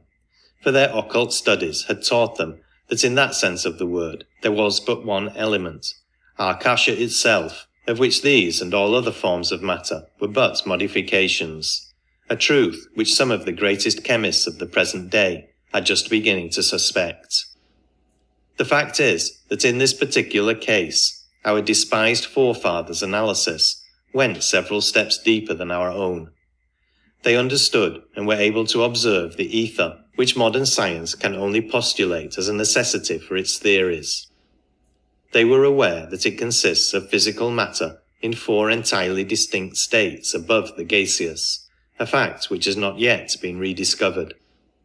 They knew that all physical objects consisted of matter in one or other of these 7 states, and that into the composition of every organic body all 7 entered in a greater or lesser degree. Hence all their talk of fiery and watery humours, or elements, which seems so grotesque to us. It is obvious that they used the latter word simply as a synonym for constituent parts, without in the least degree intending it to connote the idea of substances which could not be further reduced.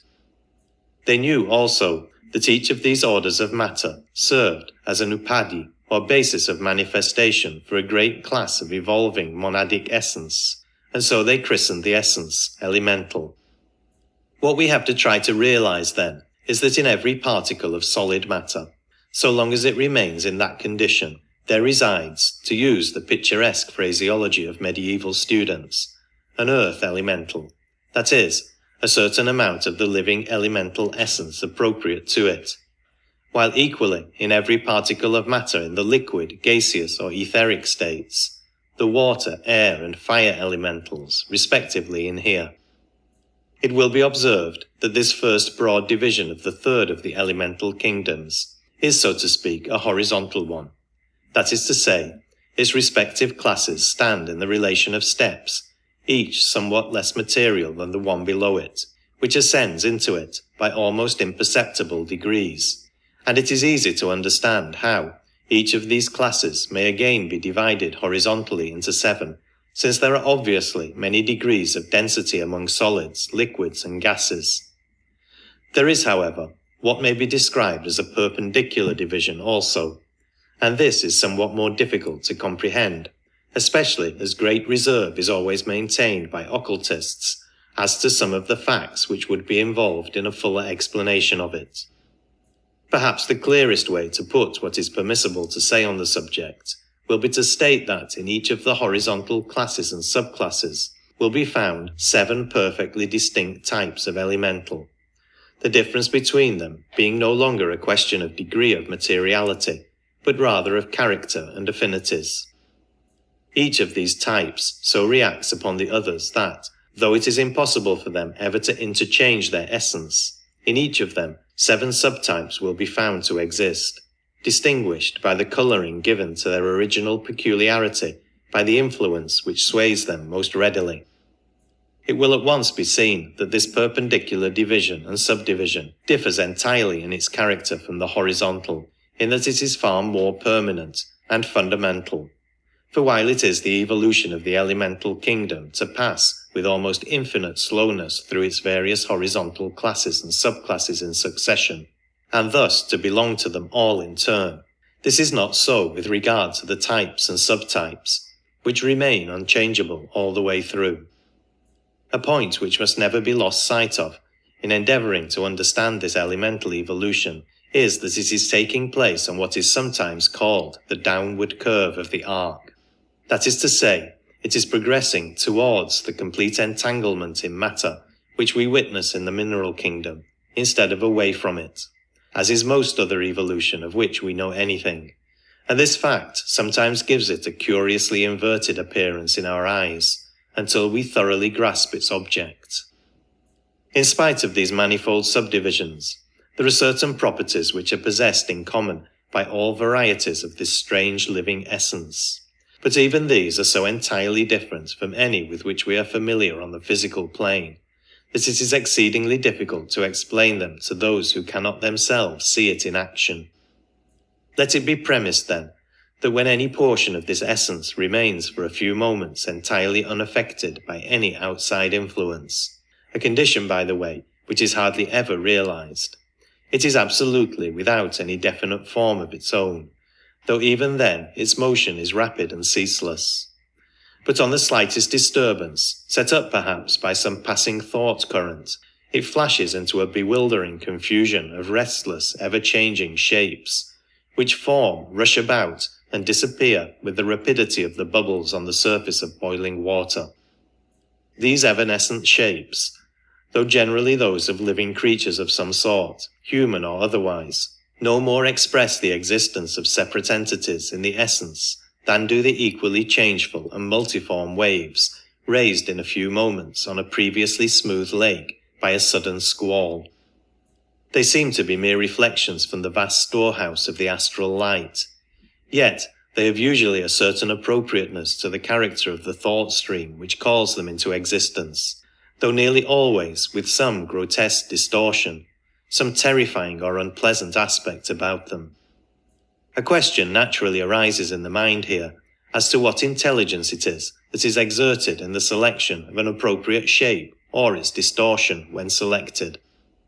We are not dealing with the more powerful and longer-lived artificial elemental created by a strong, definite thought, but simply with the results produced by the stream of half-conscious, involuntary thoughts which the majority of mankind allow to flow idly through their brains, so that the intelligence is obviously not derived from the mind of the thinker, and we certainly cannot credit the elemental essence itself, which belongs to a kingdom further from individualization even than the mineral, with any sort of awakening of the manasic quality.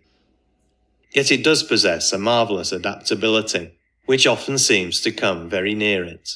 And it is no doubt this property that caused elementals to be described in one of our early books as the semi-intelligent creatures of the astral light. We shall find further evidence of this power when we come to consider the case of the artificial class. When we read of a good or evil elemental, it must always be either an artificial entity or one of the many varieties of nature spirits that is meant, for the elemental kingdoms proper do not admit of any such conceptions as good and evil, though there is undoubtedly a sort of bias or tendency permeating nearly all their subdivisions, which operates to render them rather hostile than friendly towards man, as every neophyte knows, for in most cases his very first impression of the astral plane is of the presence all around him of vast hosts of protean spectres, who advance upon him in threatening guise, but always retire or dissipate harmlessly if boldly faced. It is to this curious tendency that the distorted or unpleasant aspect above mentioned must be referred, and medieval writers tell us that man has only himself to thank for its existence. In the golden age before this, Kali Yuga men were on the whole less selfish and more spiritual, and then the elementals were friendly, though now they are no longer so because of man's indifference to, and want of sympathy with, other living beings. From the wonderful delicacy with which the essence responds to the faintest action of our minds or desires, it seems clear that this elemental kingdom as a whole is very much what the collective thought of humanity makes it. Anyone who will think for a moment how far from elevating the action of that collective thought is likely to be at the present time, will see little reason to wonder that we reap as we have sown, and that this essence, which has no power of perception, but only blindly receives and reflects what is projected upon it, should usually exhibit unfriendly characteristics. There can be no doubt that in later races or rounds, when mankind as a whole has evolved to a much higher level, the elemental kingdoms will be influenced by the changed thought which continually impinges upon them, and we shall find them no longer hostile but docile and helpful, as we are told that the animal kingdom will also be. Whatever may have happened in the past, it is evident that we may look forward to a very passable golden age in the future, if we can arrive at a time when the majority of men will be noble and unselfish, and the forces of nature will cooperate willingly with them. The fact that we are so readily able to influence the elemental kingdoms at once shows us that we have a responsibility towards them for the manner in which we use that influence. Indeed, when we consider the conditions under which they exist, it is obvious that the effect produced upon them by the thoughts and desires of all intelligent creatures inhabiting the same world with them must have been calculated upon in the scheme of our system as a factor in their evolution. In spite of the consistent teaching of all the great religions, the mass of mankind is still utterly regardless of its responsibility on the thought plane. If a man can flatter himself that his words and deeds have been harmless to others, he believes that he has done all that can be required of him, quite oblivious of the fact that he may for years have been exercising a narrowing and debasing influence on the minds of those about him, and filling surrounding space with the unlovely creations of a sordid mind. A still more serious aspect of this question will come before us when we discuss the artificial elemental, but in regard to the essence, it will be sufficient to state that we undoubtedly have the power to accelerate or delay its evolution, according to the use which consciously or unconsciously we are continually making of it. It would be hopeless within the limits of such a treatise as this to attempt to explain the different uses to which the forces inherent in the manifold varieties of this elemental essence can be put by one who has been trained in their management. The vast majority of magical ceremonies depend almost entirely upon its manipulation, either directly by the will of the magician or by some more definite astral entity evoked by him for that purpose. By its means, nearly all the physical phenomena of the séance room are produced, and it is also the agent in most cases of stone throwing or bell ringing in haunted houses, such results as these latter being brought about either by blundering efforts to attract attention made by some earthbound human entity, or by the mere mischievous pranks of some of the minor nature spirits belonging to our third class. But the elemental must never be thought of as itself a prime mover. It is simply a latent force which needs an external power to set it in motion. It may be noted that although all classes of the essence have the power of reflecting images from the astral light, as described above, there are varieties which receive certain impressions much more readily than others, which have, as it were, favourite forms of their own, into which, upon disturbance, they would naturally flow, unless absolutely forced into some other,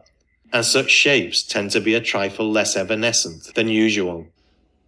Before leaving this branch of the subject, it may be well to warn the student against the confusion of thought into which some have fallen, through failing to distinguish this elemental essence which we have been considering, from the monadic essence, manifesting through the mineral kingdom.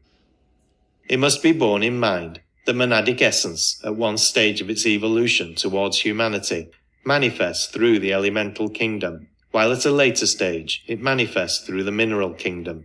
But the fact that two bodies of monadic essence at these different stages are in manifestation at the same moment, and that one of these manifestations, the earth elemental, occupies the same space as, and inhabits the other, say a rock, in no way interferes with the evolution either of one or the other, nor does it imply any relation between the bodies of monadic essence lying within both. The rock will also be permeated by its appropriate variety of the omnipresent jiva, or life principle, but that of course is again totally distinct from either of the essences above mentioned. The karma rupas of animals. This is an extremely large class, yet it does not occupy a particularly important position on the astral plane, since its members usually stay there but a very short time. The vast majority of animals have not as yet acquired permanent individualization, and when one of them dies, the monadic essence which has been manifesting through it flows back again into the particular stratum whence it came, bearing with it such advancement or experience as has been attained during that life. It is not, however, able to do this quite immediately. The karmic aura of the animal forms itself into a karma rupa, just as in man's case, and the animal has a real existence on the astral plane, the length of which, though never great, varies according to the intelligence which it has developed. In most cases, it does not seem to be more than dreamily conscious, but appears perfectly happy.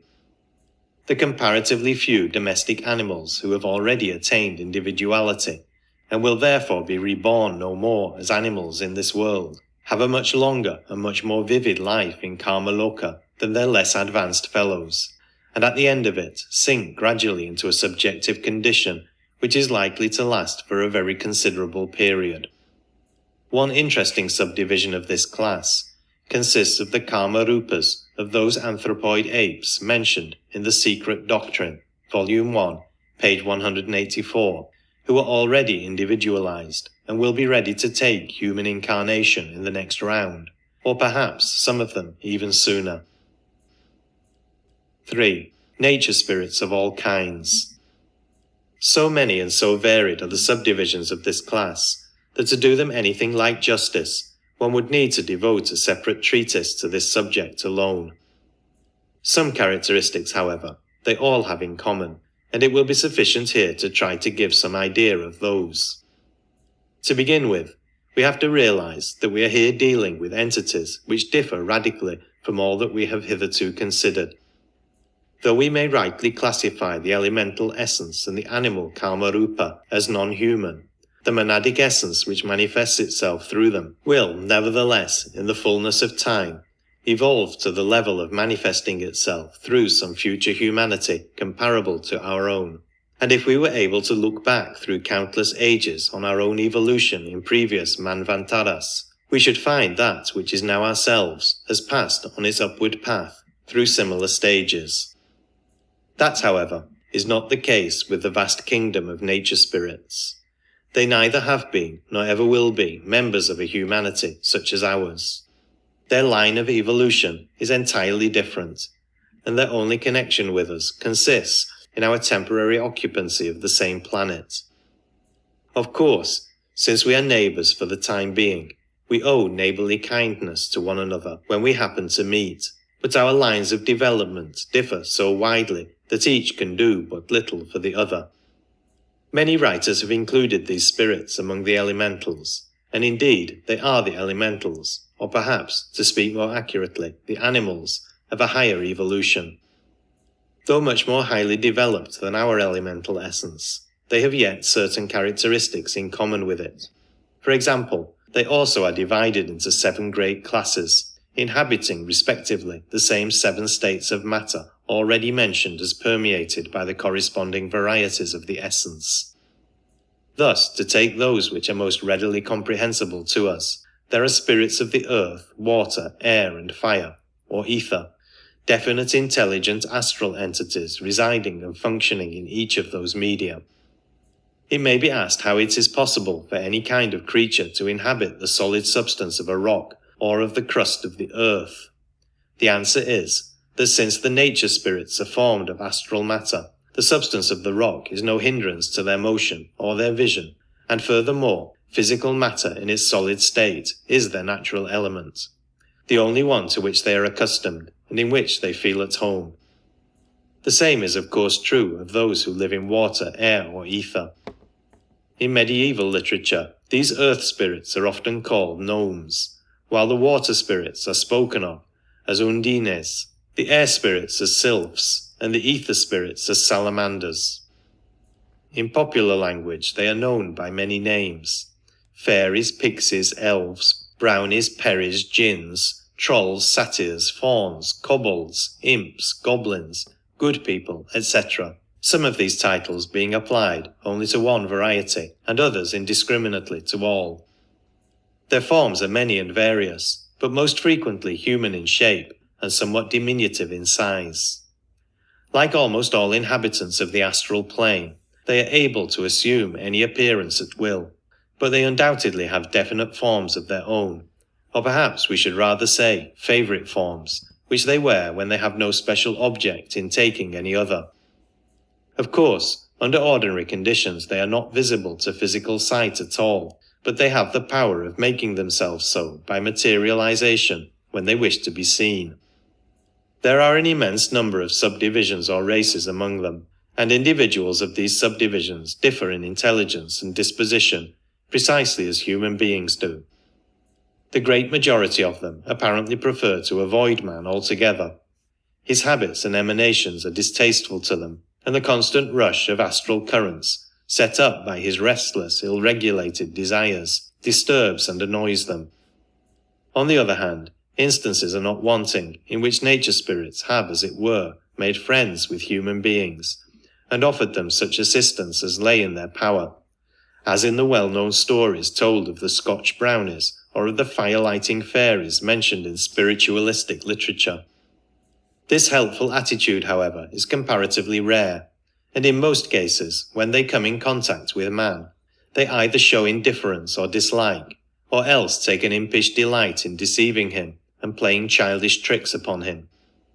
Many a story illustrative of this curious characteristic may be found among the village gossip of the peasantry in almost any lonely mountainous district,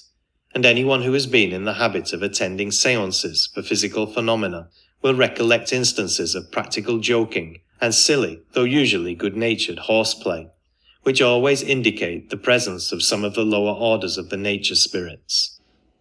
They are greatly assisted in their tricks by the wonderful power which they possess of casting a glamour over those who yield themselves to their influence, so that such victims, for the time, see and hear only what these fairies impress upon them, exactly as the mesmerized subject sees, hears, feels, and believes whatever the magnetizer wishes.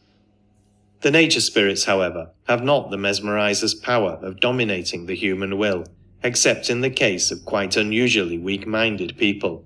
or of those who allow themselves to fall in such a condition of helpless terror that their will is temporarily in abeyance. They cannot go beyond deception of the senses, but of that art they are undoubted masters, and cases are not wanting in which they have cast their glamour over a considerable number of people at once. It is by invoking their aid in the exercise of this peculiar power that some of the most wonderful feats of the Indian jugglers are performed, the entire audience being in fact hallucinated and made to imagine that they see and hear a whole series of events which have not really taken place at all. We might almost look upon the nature spirits as a kind of astral humanity, but for the fact that none of them, not even the highest, possess a permanent reincarnating individuality.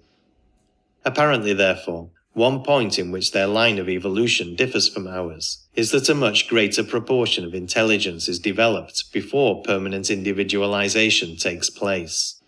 But of the stages through which they have passed, and those through which they have yet to pass, we can know little. The life periods of the different subdivisions vary greatly, some being quite short, others much longer than our human lifetime. We stand so entirely outside such a life as theirs that it is impossible for us to understand much about its conditions. But it appears on the whole to be a simple, joyous, irresponsible kind of existence, much such as a party of happy children might lead among exceptionally favourable physical surroundings. Though tricky and mischievous, they are rarely malicious, unless provoked by some unwarrantable intrusion or annoyance. But as a body, they also partake to some extent of the universal feeling of distrust for man, and they generally seem inclined to resent somewhat the first appearance of a neophyte on the astral plane, so that he usually makes their acquaintance under some unpleasant or terrifying form. If, however, he declines to be frightened by any of their freaks, they soon accept him as a necessary evil, and take no further notice of him, while some among them may even, after a time, become friendly and manifest pleasure on meeting him. Some among the many subdivisions of this class are much less childlike and more dignified than those we have been describing, and it is from these sections that the entities who have sometimes been reverenced under the name of wood gods or local village gods have been drawn. Such entities would be quite sensible of the flattery involved in the reverence shown to them, would enjoy it, and would no doubt be quite ready to do any small service they could in return. The village god is also often an artificial entity, but that variety will be considered in its appropriate place. The adept knows how to make use of the services of the nature spirits when he requires them, but the ordinary magician can obtain their assistance only by processes either of invocation or evocation, that is, either by attracting their attention as a suppliant and making some kind of bargain with them, or by endeavouring to set in motion influences which would compel their obedience. Both methods are extremely undesirable, and the latter is also excessively dangerous, as the operator would arouse a determined hostility, which might prove fatal to him. Needless to say, no one studying occultism under a qualified master would ever be permitted to attempt anything of the kind at all. 4. The Devas. The highest system of evolution connected with this earth, so far as we know, is that of the beings whom Hindus call the Devas, and who have elsewhere been spoken of as angels, sons of God, etc. They may in fact be regarded as a kingdom lying next above humanity, in the same way as humanity in turn lies next above the animal kingdom, but with this important difference, that while for an animal there is no possibility of evolution through any kingdom but the human, man, when he attains a certain high level, finds various paths of advancement opening before him, of which this great Deva evolution is only one. In comparison with the sublime renunciation of the Nirmanakaya, the acceptance of this line of evolution is sometimes spoken of in the books as yielding to the temptation to become a god. But it must not be inferred from this expression that any shadow of blame attaches to the man who makes this choice. The path he selects is not the shortest, but it is nevertheless a very noble one, and if his developed intuition impels him towards it, it is probably the one best suited for his capacities. We must never forget that in spiritual as in physical climbing, it is not everyone who can bear the strain of the steeper path. There may be many for whom what seems the slower way is the only one possible, and we should indeed be unworthy followers of the great teachers if we allowed our ignorance to betray us into the slightest thought of despisal towards those whose choice differs from our own. However confident that ignorance of the difficulties of the future may allow us to feel now, it is impossible for us to tell at this stage what we shall find ourselves able to do when, after many lives of patient striving, we have earned the right to choose our own future, and indeed, even those who yield to the temptation to become gods have a sufficiently glorious career before them, as will presently be seen.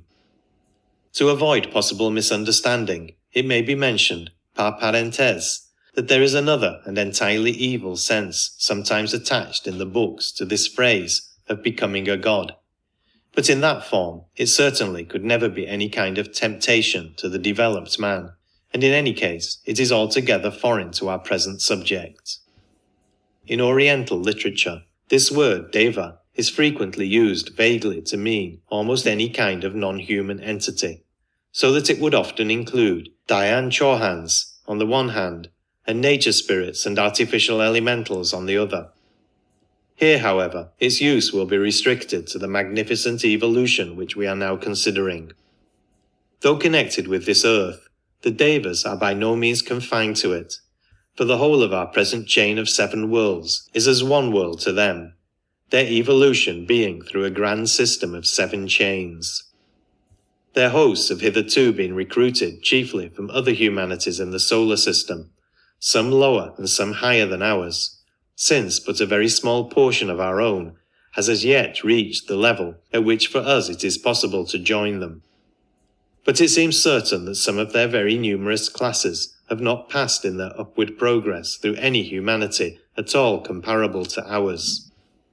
It is not possible for us at present to understand very much about them, but it is clear that what may be described as the aim of their evolution is considerably higher than ours. That is to say, while the object of our human evolution is to raise the successful portion of humanity to a certain degree of occult development by the end of the 7th round, the object of the Deva evolution is to raise their foremost rank to a very much higher level in the corresponding period. For them, as for us, a steeper but shorter path to still more sublime heights lies open to earnest endeavour, but what those heights might be in their case we can only conjecture. It is, of course, only the lower fringe of this august body that need be mentioned in connection with our subject of the astral plane. Their 3 lower great divisions, beginning from the bottom, are generally called Kama Devas, Rupa Devas, and Arupa Devas, respectively. Just as our ordinary body here, the lowest body possible for us, is the physical, so the ordinary body of a Kama Deva is the astral, so that he stands in somewhat the same position as humanity will do when it reaches planet F, and he, living ordinarily in an astral body, would go out of it to higher spheres in a Maya Virupa, just as we might in an astral body, while to enter the Karana Sharira would be to him, when sufficiently developed, no greater effort than to form a Maya Virupa is to us. In the same way, the Rupa Deva's ordinary body would be the Maya Virupa, since his habitat is on the 4 lower or Rupa levels of the spiritual state, which we usually call Devachan, while the Arupa Deva belongs to the 3 higher levels of that plane, and owns no nearer approach to a body than the Karana Sharira. But for Rupa and Arupa Devas to manifest on the astral plane is an occurrence at least as rare as it is for astral entities to materialize on this physical plane, so we need do no more than mention them now. As regards the lowest division, the Kama Devas, it would be quite a mistake to think of all of them as immeasurably superior to ourselves, since some have entered their ranks from a humanity in some respects less advanced than our own. Of course, the general average among them is much higher than among us, for all that is actively or willfully evil has long been weeded out from their ranks, but they differ widely in disposition, and a really noble, unselfish, spiritually minded man may well stand higher in the scale of evolution than some of them. Their attention can be attracted by certain magical evocations, but the only human will which can dominate theirs is that of a certain high class of adepts. As a rule, they seem scarcely conscious of us on our physical plane, but it does now and then happen that one of them becomes aware of some human difficulty which excites his pity, and he perhaps renders some assistance, just as any of us would try to help an animal that we saw in trouble. But it is well understood among them that any interference in human affairs at the present stage is likely to do far more harm than good. Above the Arupa Devas, there are 4 other great divisions, and again, above and beyond the Deva kingdom altogether, stand the great hosts of the Dhyan Chohans. But the consideration of such glorified beings would be out of place in an essay on the astral plane. Though we cannot claim them as belonging exactly to any of our classes, this is perhaps the best place in which to mention those wonderful and important beings, the 4 Devarajas. In this name, the word Deva must not, however, be taken in the sense in which we have been using it, for it is not over the Deva kingdom, but over the 4 elements of earth, water, air, and fire, with their indwelling nature spirits and essences, that these 4 kings rule. What the evolution has been, through which they rose to their present height of power and wisdom, we cannot tell, save only that it has certainly not passed through anything corresponding to our own humanity. They are often spoken of as the regents of the earth, or angels of the 4 cardinal points, and the Hindu books call them the Chatur Maharajas, giving their names as Dhritarashtra, Virudaka, Virupaksha, and Vaishravana. In the same books, their hosts are called Gandharvas, Kumbhandas, Nagas, and Yakshas respectively, the points of the compass appropriated to each being in corresponding order east, south, west, and north, and their symbolical colours white, blue, red, and gold. They are mentioned in the secret doctrine as winged globes and fiery wheels, and in the Christian Bible, Ezekiel makes a very remarkable attempt at a description of them, in which very similar words are used. References to them are to be found in the symbology of every religion, and they have always been held in the highest reverence as the protectors of mankind. It is they who are the agents of man's karma during his life on earth, and they thus play an extremely important part in human destiny.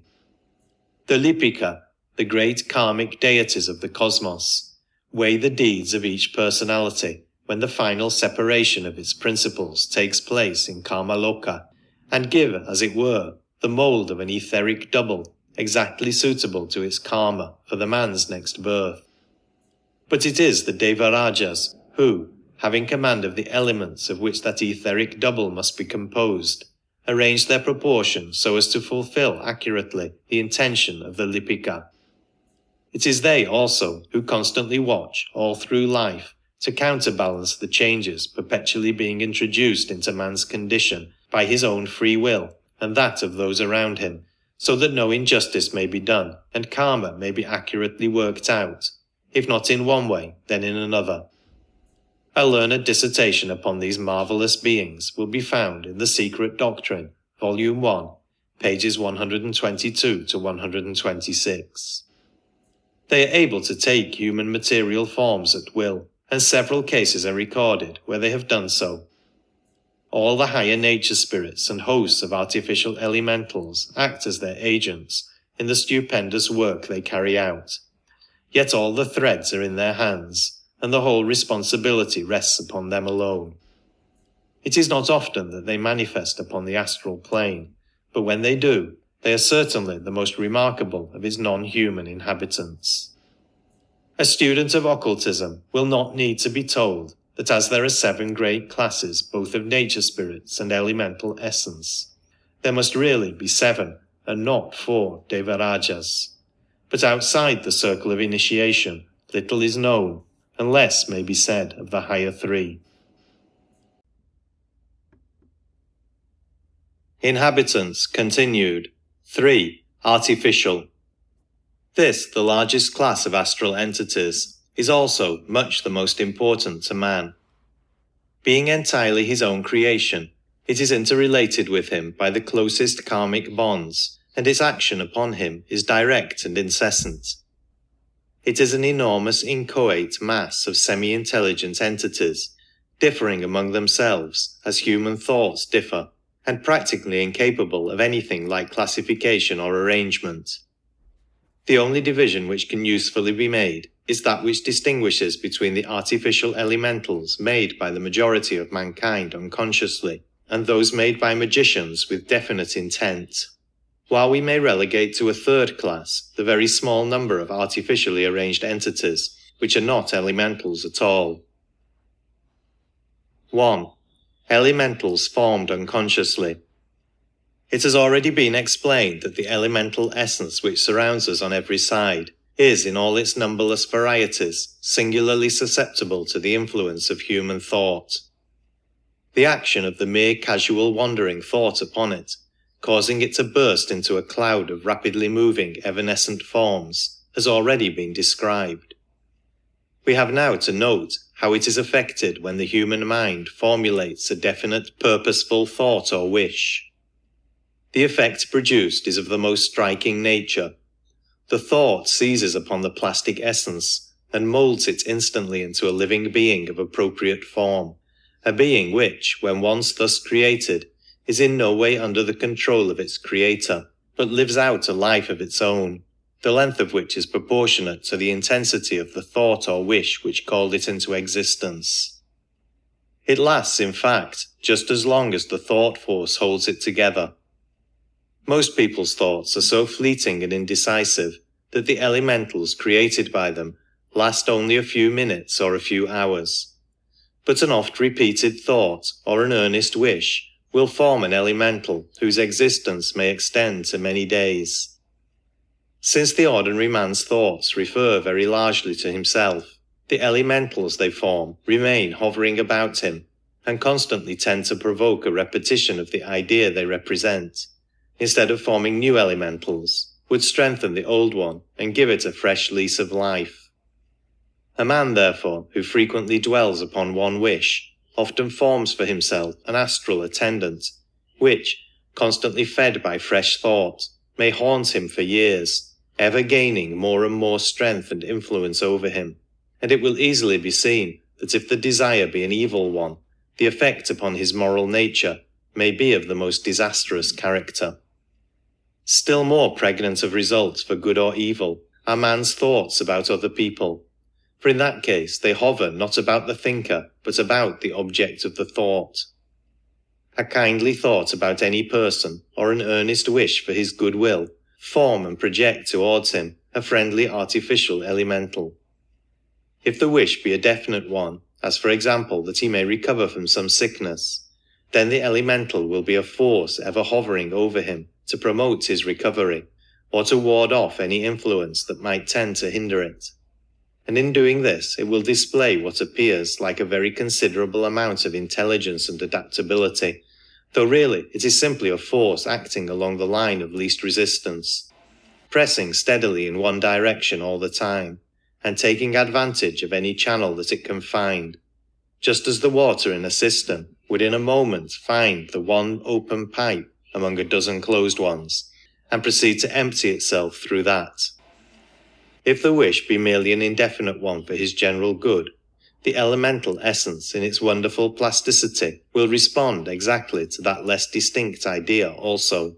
and the creature formed will expend its force in the direction of whatever action for the man's advantage comes most readily to hand. Of course, in all cases the amount of such force it has to expend, and the length of time that it will live to expend it, depend entirely upon the strength of the original wish or thought which gave it birth.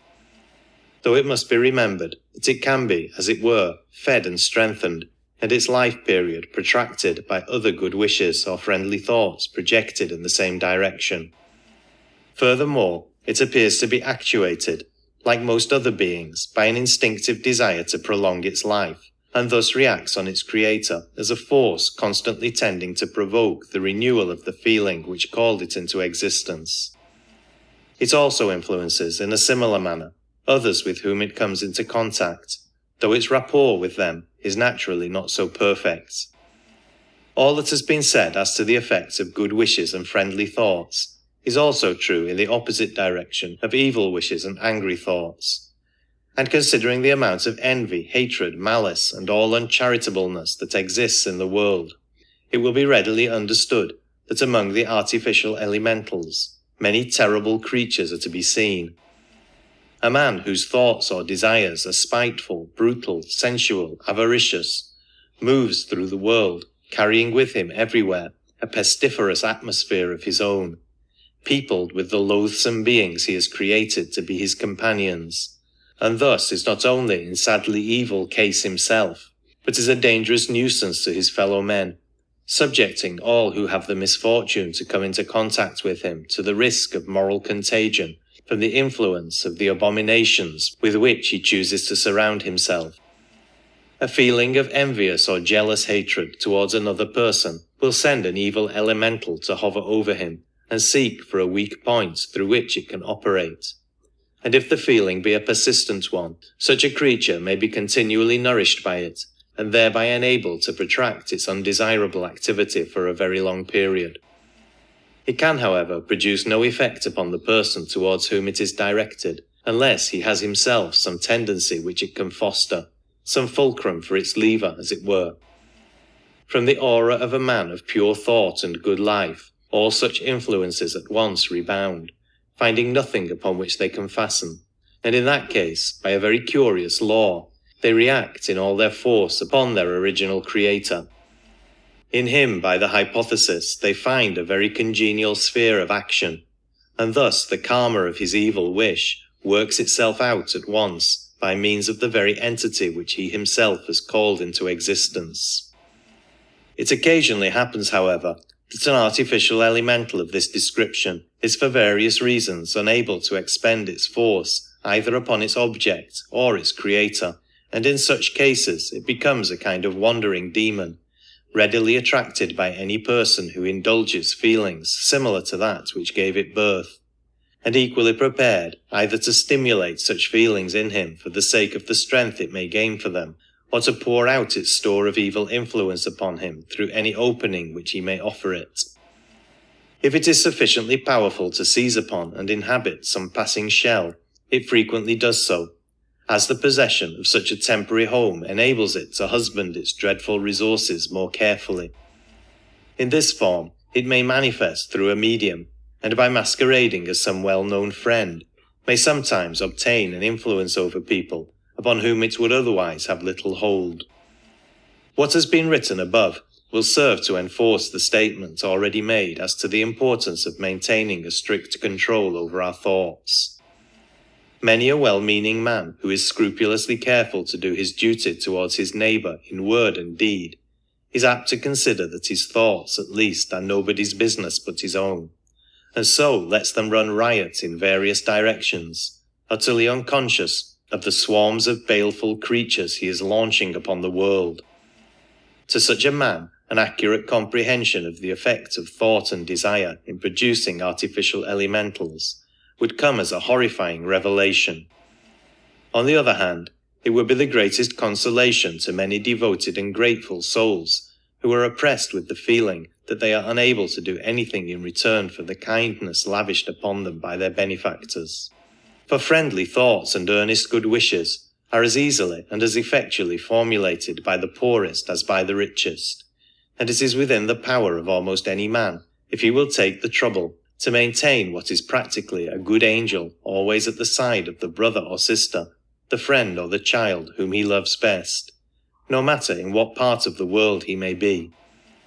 Many a time a mother's loving thoughts and prayers have formed themselves into an angel guardian for the child,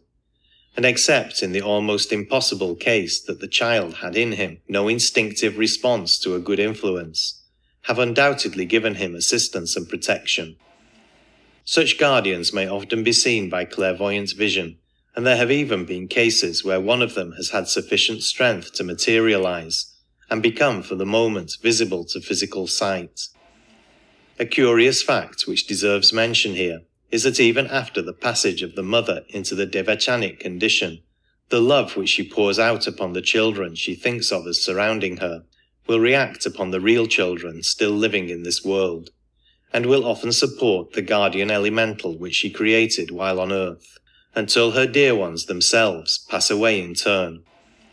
As Madame Blavatsky remarks, her love will always be felt by the children in the flesh. It will manifest in their dreams, and often in various events, in providential protections and escapes. For love is a strong shield, and is not limited by space or time. Key to Theosophy, page 150. All the stories of the intervention of guardian angels must not, however, be attributed to the action of artificial elementals, for in many cases, such angels have been the souls of either living or recently departed human beings, and they have also occasionally, though rarely, been devas. This power of an earnest desire, especially if frequently repeated, to create an active elemental which ever presses forcefully in the direction of its own fulfillment, is the scientific explanation of what devout but unphilosophical people describe as answers to prayer.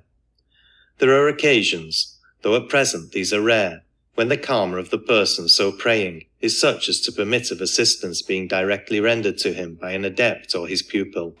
and there is also the still rarer possibility of the intervention of a deva or some friendly nature spirit.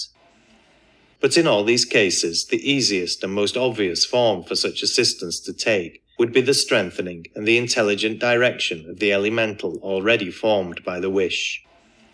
A very curious and instructive instance of the extreme persistence of these artificial elementals under favourable circumstances came under the notice of one of our investigators quite recently. All readers of the literature of such subjects are aware that many of our ancient families are supposed to have associated with them a traditional death warning, a phenomenon of one kind or another which foretells, usually some days beforehand, the approaching decease of the head of the house. A picturesque example of this is the well-known story of the white bird of the Oxenhams, whose appearance has ever since the time of Queen Elizabeth been recognised as a sure presage of the death of some member of the family, while another is the spectral coach which is reported to drive up to the door of a certain castle in the north, when a similar calamity is impending. A phenomenon of this order occurs in connection with the family of one of our members,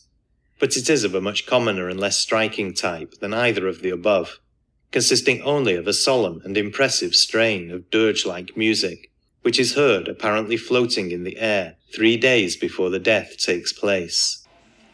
Our member, having himself twice heard this mystic sound, finding its warning in both cases quite accurate, and knowing also that according to family tradition the same thing had been happening for several centuries, set himself to seek by occult methods for the cause underlying so strange a phenomenon. The result was unexpected but interesting. It appeared that somewhere in the 12th century the head of the family went to the Crusades, like many another valiant man, and took with him to win his spurs in the sacred cause his youngest and favourite son, a promising youth whose success in life was the dearest wish of his father's heart. Unhappily, however, the young man was killed in battle, and the father was plunged into the depths of despair, lamenting not only the loss of his son, but still more the fact that he was cut off so suddenly in the full flush of careless, and not altogether blameless youth. So poignant indeed were the old man's feelings, that he cast off his knightly armour and joined one of the great monastic orders, vowing to devote all the remainder of his life to prayer, first for the soul of his son, and secondly, that henceforward no descendant of his might ever again encounter what seemed to his simple and pious mind the terrible danger of meeting death unprepared.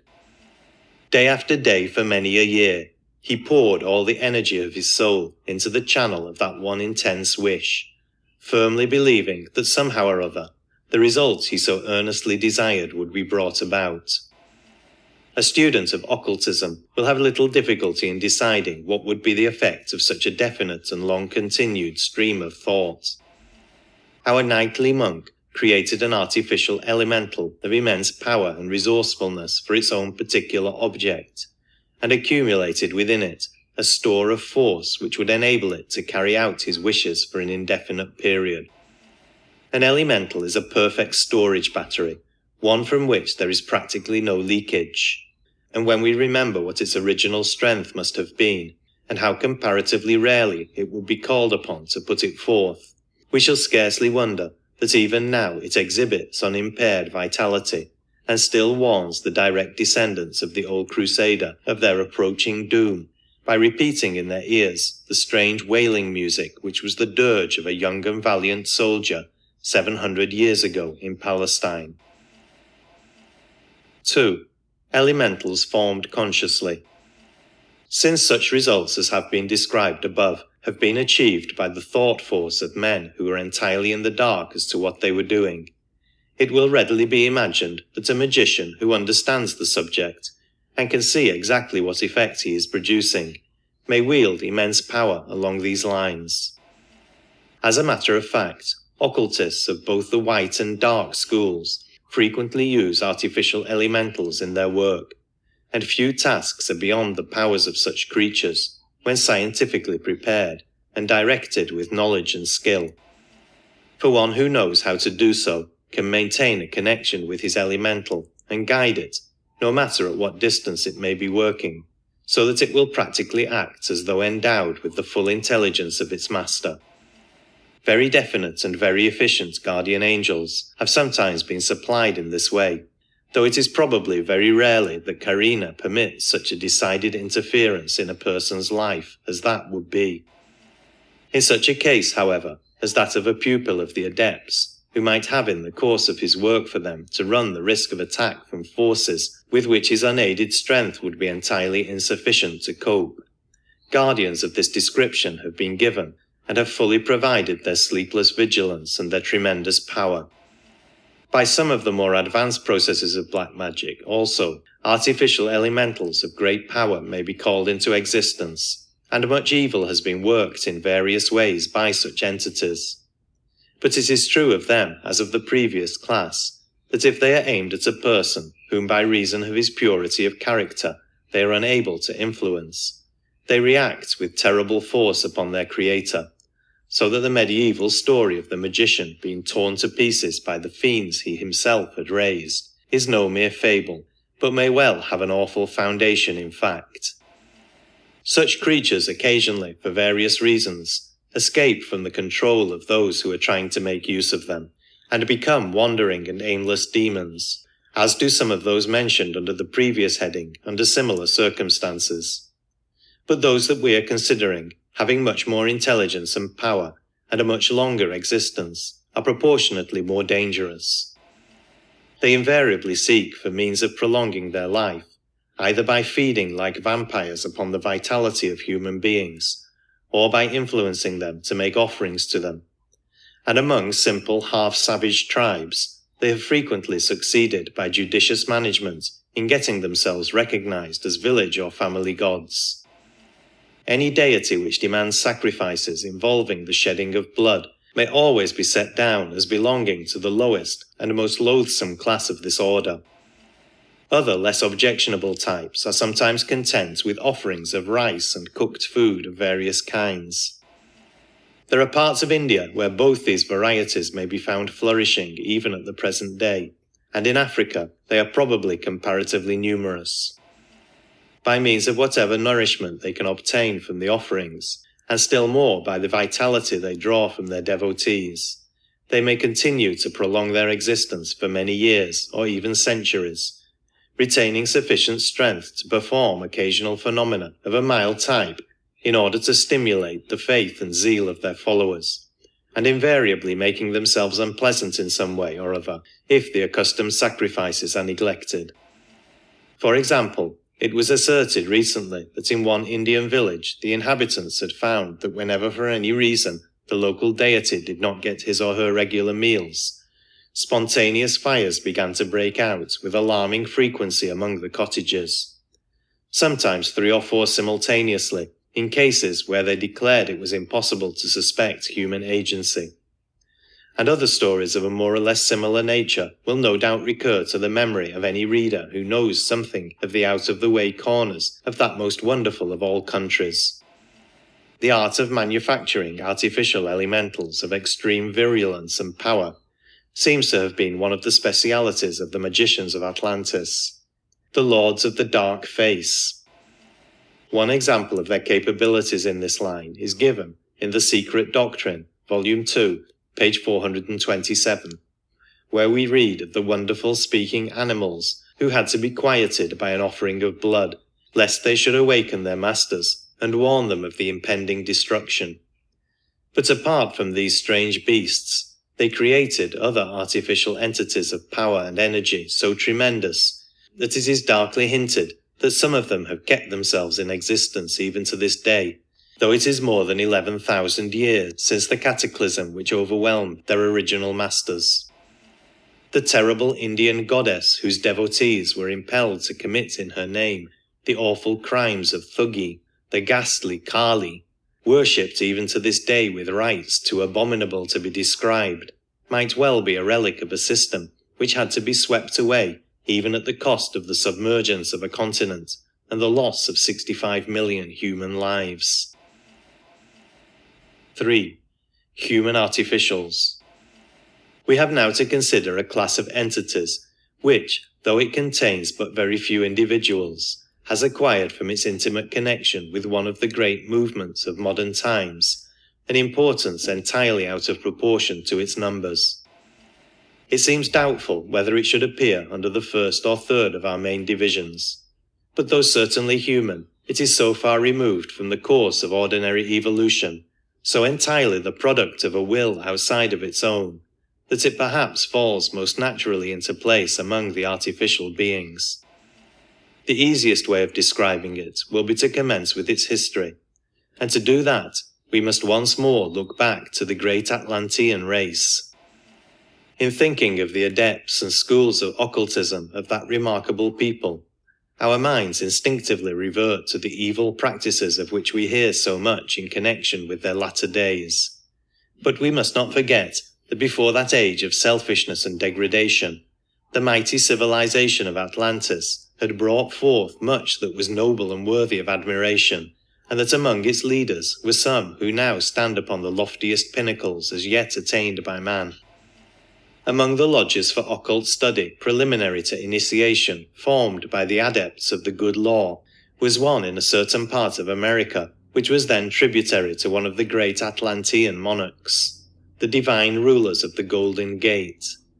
And though it has passed through many and strange vicissitudes, though it has had to move its headquarters from country to country, as each in turn was invaded by the jarring elements of a later civilization, that lodge still exists even at the present day, observing still the same old world ritual, even teaching as a sacred and hidden language the same Atlantean tongue which was used as its foundation so many thousands of years ago. It still remains what it was from the first, a lodge of occultists of pure and philanthropic aims, which can lead those students whom it finds worthy no inconsiderable distance on the road to knowledge, and confers such psychic powers as are in its gift only after the most searching tests as to the fitness of the candidate. Its teachers do not stand upon the adept level, yet hundreds have learned through it how to set their feet upon the path which has led them to adeptship in later lives. And though it is not in direct communication with the Brotherhood of the Himalayas, there are some among the latter who have themselves been connected with it in former incarnations, and therefore retain a more than ordinarily friendly interest in its proceedings. The chiefs of this lodge, though they have always kept themselves and their society strictly in the background, have nevertheless done what they could from time to time to assist the progress of truth in the world, and some half-century ago, in despair at the rampant materialism which seemed to be stifling all spirituality in Europe and America, they determined to make an attempt to combat it by somewhat novel methods. In point of fact, to offer opportunities by which any reasonable man could acquire absolute proof of that life apart from the physical body, which it was the tendency of science to deny. The phenomena exhibited were not in themselves absolutely new, since in some form or other we may hear of them all through history, but their definite organization, their production as it were to order, these were features distinctly new to the modern world. The movement they thus set on foot gradually grew into the vast fabric of modern spiritualism, and though it would perhaps be unfair to hold the originators of the scheme directly responsible for many of the results which have followed, we must admit that they have achieved their purpose to the extent of converting vast numbers of people from a belief in nothing in particular to a firm faith in, at any rate, some kind of future life. This is undoubtedly a magnificent result, though, in the opinion of many of those whose power and knowledge enable them to take a wider view of such matters than we can, it has been attained at too great a cost, since it seems to them that on the whole the harm done outweighs the good. The method adopted was to take some ordinary person after death, arouse him thoroughly upon the astral plane, instruct him to a certain extent in the powers and possibilities belonging to it, and then put him in charge of a spiritualistic circle. He, in his turn, developed other departed personalities along the same line. They all acted upon those who sat at their seances, and developed them as mediums, and so spiritualism grew and flourished. No doubt living members of the original lodge occasionally manifested themselves in astral form at some of the circles. Perhaps they may do so even now. But in most cases they simply gave such direction and guidance as they considered necessary to the persons they had put in charge. There is little doubt that the movement increased so much more rapidly than they had expected, that it soon got quite beyond their control, so that, as has been said, for many of the later developments they can only be held indirectly responsible. Of course, the intensification of the astral plane life in those persons who were thus put in charge of circles distinctly delayed their natural progress, and though the idea had been that anything lost in this way would be fully atoned for by the good karma gained by helping to lead others to the truth, it was soon found that it was impossible to make use of a spirit guide for any length of time without doing him serious and permanent injury. In some cases, such guides were therefore withdrawn, and others substituted for them. In others, it was considered for various reasons undesirable to make such a change, and then a very remarkable expedient was adopted, which gave rise to the curious class of creatures we have called human artificials. The higher principles of the original guide were allowed to pass on their long-delayed evolution into the devachanic condition, but the shade he left behind him was taken possession of, sustained, and operated upon so that it might appear to its admiring circle practically just as before. This seems at first to have been done by members of the lodge themselves, but apparently that arrangement was found irksome or unsuitable, or perhaps was considered a waste of force, and the same objection applied to the use for this purpose of an artificial elemental. So it was eventually decided that the departed person who would have been appointed to succeed the late spirit guide should still do so, but should take possession of the latter's shade or shell, and in fact simply wear his appearance. It is said that some members of the lodge objected to this on the ground that though the purpose might be entirely good, a certain amount of deception was involved. But the general opinion seems to have been that as the shade really was the same, and contained something at any rate of the original lower manas, there was nothing that could be called deception in the matter. This, then, was the genesis of the human artificial entity, and it is understood that in some cases more than one such change has been made without arousing suspicion, though on the other hand, some investigators of spiritualism have remarked on the fact that after a considerable lapse of time, certain differences suddenly became observable in the manner and disposition of a spirit. It is needless to say that none of the adept brotherhood has ever approved of the formation of an artificial entity of this sort, though they could not interfere with anyone who thought it right to take such a course. A weak point in the arrangement is that many others besides the original lodge may adopt this plan, and there is nothing whatever to prevent black magicians from supplying communicating spirits, as indeed they have been known to do. With this class we conclude our survey of the inhabitants of the astral plane.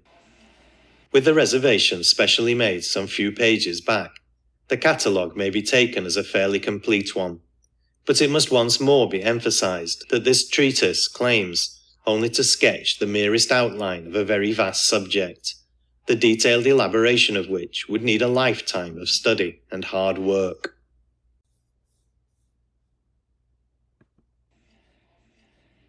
Phenomena. Though in the course of this paper, various superphysical phenomena have been mentioned, and to some extent explained,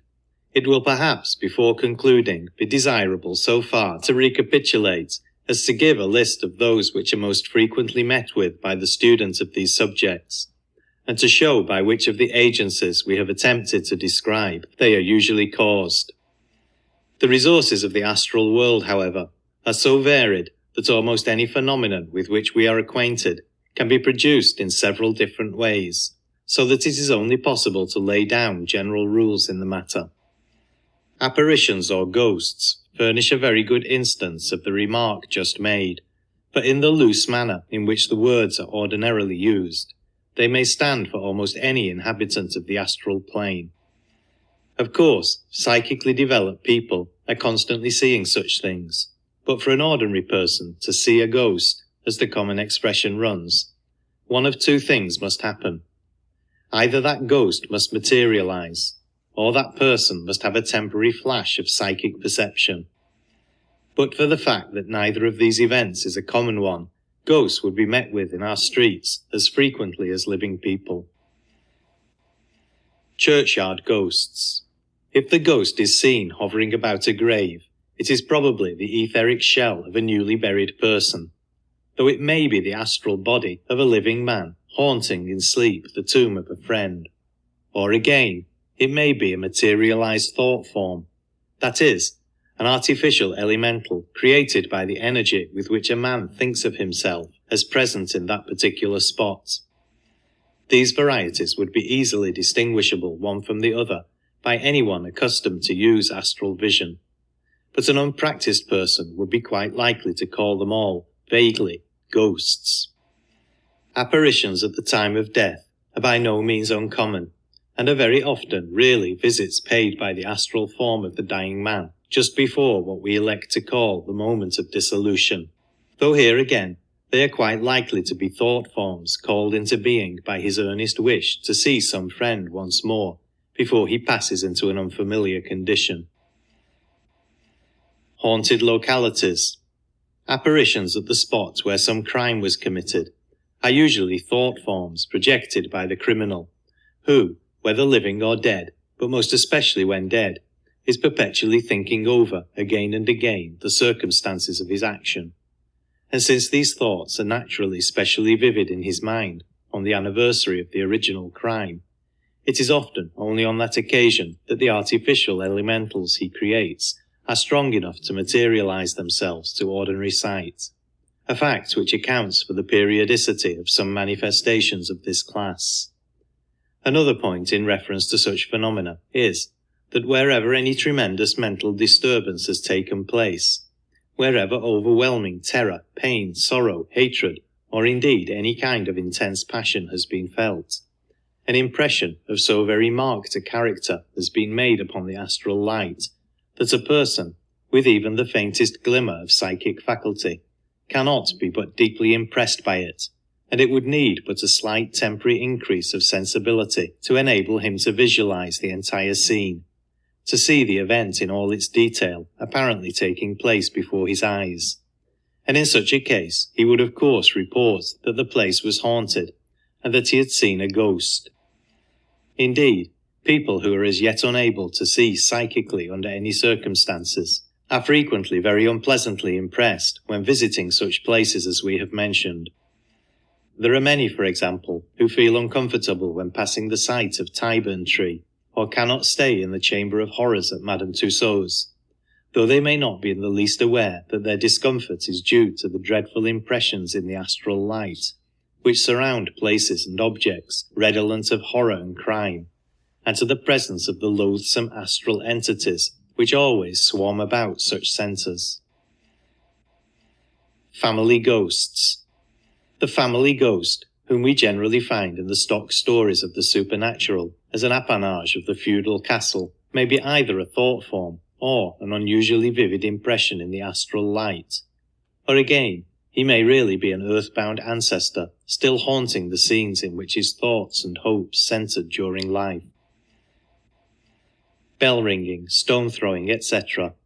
Another class of hauntings, which take the form of bell ringing, stone throwing, or the breaking of crockery, has already been referred to, and is almost invariably the work of elemental forces, either set blindly in motion by the clumsy efforts of an ignorant person trying to attract the attention of his surviving friends, or intentionally employed by some childishly mischievous nature spirit. The nature spirits are also responsible for whatever of truth there may be in all the strange fairy stories which are so common in certain parts of the country. Sometimes a temporary accession of clairvoyance, which is by no means uncommon among the inhabitants of lonely mountainous regions, enables some belated wayfarer to watch their joyous gambols. Sometimes strange tricks are played upon some terrified victim, and a glamour is cast over him, making him, for example, see houses and people where he knows none really exist. And this is frequently no mere momentary delusion, for a man will sometimes go through quite a long series of imaginary but most striking adventures, and then suddenly find that all his brilliant surroundings have vanished in a moment, leaving him standing in some lonely valley or on some windswept plain. On the other hand, it is by no means safe to accept as founded on fact all the popular legends on the subject, for the grossest superstition is often mingled with the theories of the peasantry about these beings, as was shown by a recent terrible murder case in Ireland. To the same entities must be attributed a large portion of what are called physical phenomena at spiritualistic séances. Indeed, many a séance has been given entirely by these mischievous creatures, and such a performance might easily include many very striking items, such as the answering of questions and delivery of pretended messages by raps or tilts, the exhibition of spirit lights, the apport of objects from a distance, the reading of thoughts which were in the mind of any person present, the precipitation of writings or drawings, and even materializations. In fact, the nature spirits alone, if any of them happen to be disposed to take the trouble, could give a séance equal to the most wonderful of which we read. For though there may be certain phenomena which they would not find it easy to reproduce, their marvellous power of glamour would enable them without difficulty to persuade the entire circle that these phenomena also had duly occurred, unless indeed there were present a trained observer who understood their arts and knew how to defeat them. As a general rule, whenever silly tricks or practical jokes are played at a séance, we may infer the presence either of low-class nature spirits or of human beings who are of a sufficiently degraded type to find pleasure in such idiotic performances during life. Communicating entities. As to the entities who may communicate at a séance, or may obsess and speak through an entranced medium, their name is simply legion. There is hardly a single class among all the varied inhabitants of the astral plane from whose ranks they may not be drawn, though after the explanations given it will be readily understood that the chances are very much against their coming from a high one. A manifesting spirit may be exactly what it professes to be, but on the whole the probabilities are that it is nothing of the kind. And for the ordinary sitter there is absolutely no means of distinguishing the true from the false, since the extent to which a being, having all the resources of the astral plane at his command, can delude a person on the physical plane is so great that no reliance can be placed even on what seems the most convincing proof. If something manifests which announces itself as a man's long-lost brother, he can have no certainty that its claim is a just one. If it tells him of some fact known only to that brother and to himself, he remains unconvinced, for he knows that it might easily have read the information from his own mind or from his surroundings in the astral light. Even if it goes still further and tells him something connected with his brother, of which he himself is unaware, but which he afterwards verifies, he still realizes that even this may have been read from the astral record, or that what he sees before him may be only the shade of his brother, and so possess his memory without in any way being himself. It is not for one moment denied that the important communications have sometimes been made at seances by entities who in such cases have been precisely what they said they were. All that is claimed is that it is quite impossible for the ordinary person who visits a seance ever to be certain that he is not being cruelly deceived in one or other of half a dozen different ways. There have been a few cases in which members of the Lodge of Occultists, referred to above as originating the spiritualistic movement, have themselves given, through a medium, a series of valuable teachings on deeply interesting subjects. But this has invariably been at strictly private family seances, not at public performances for which money has been paid. Astral resources.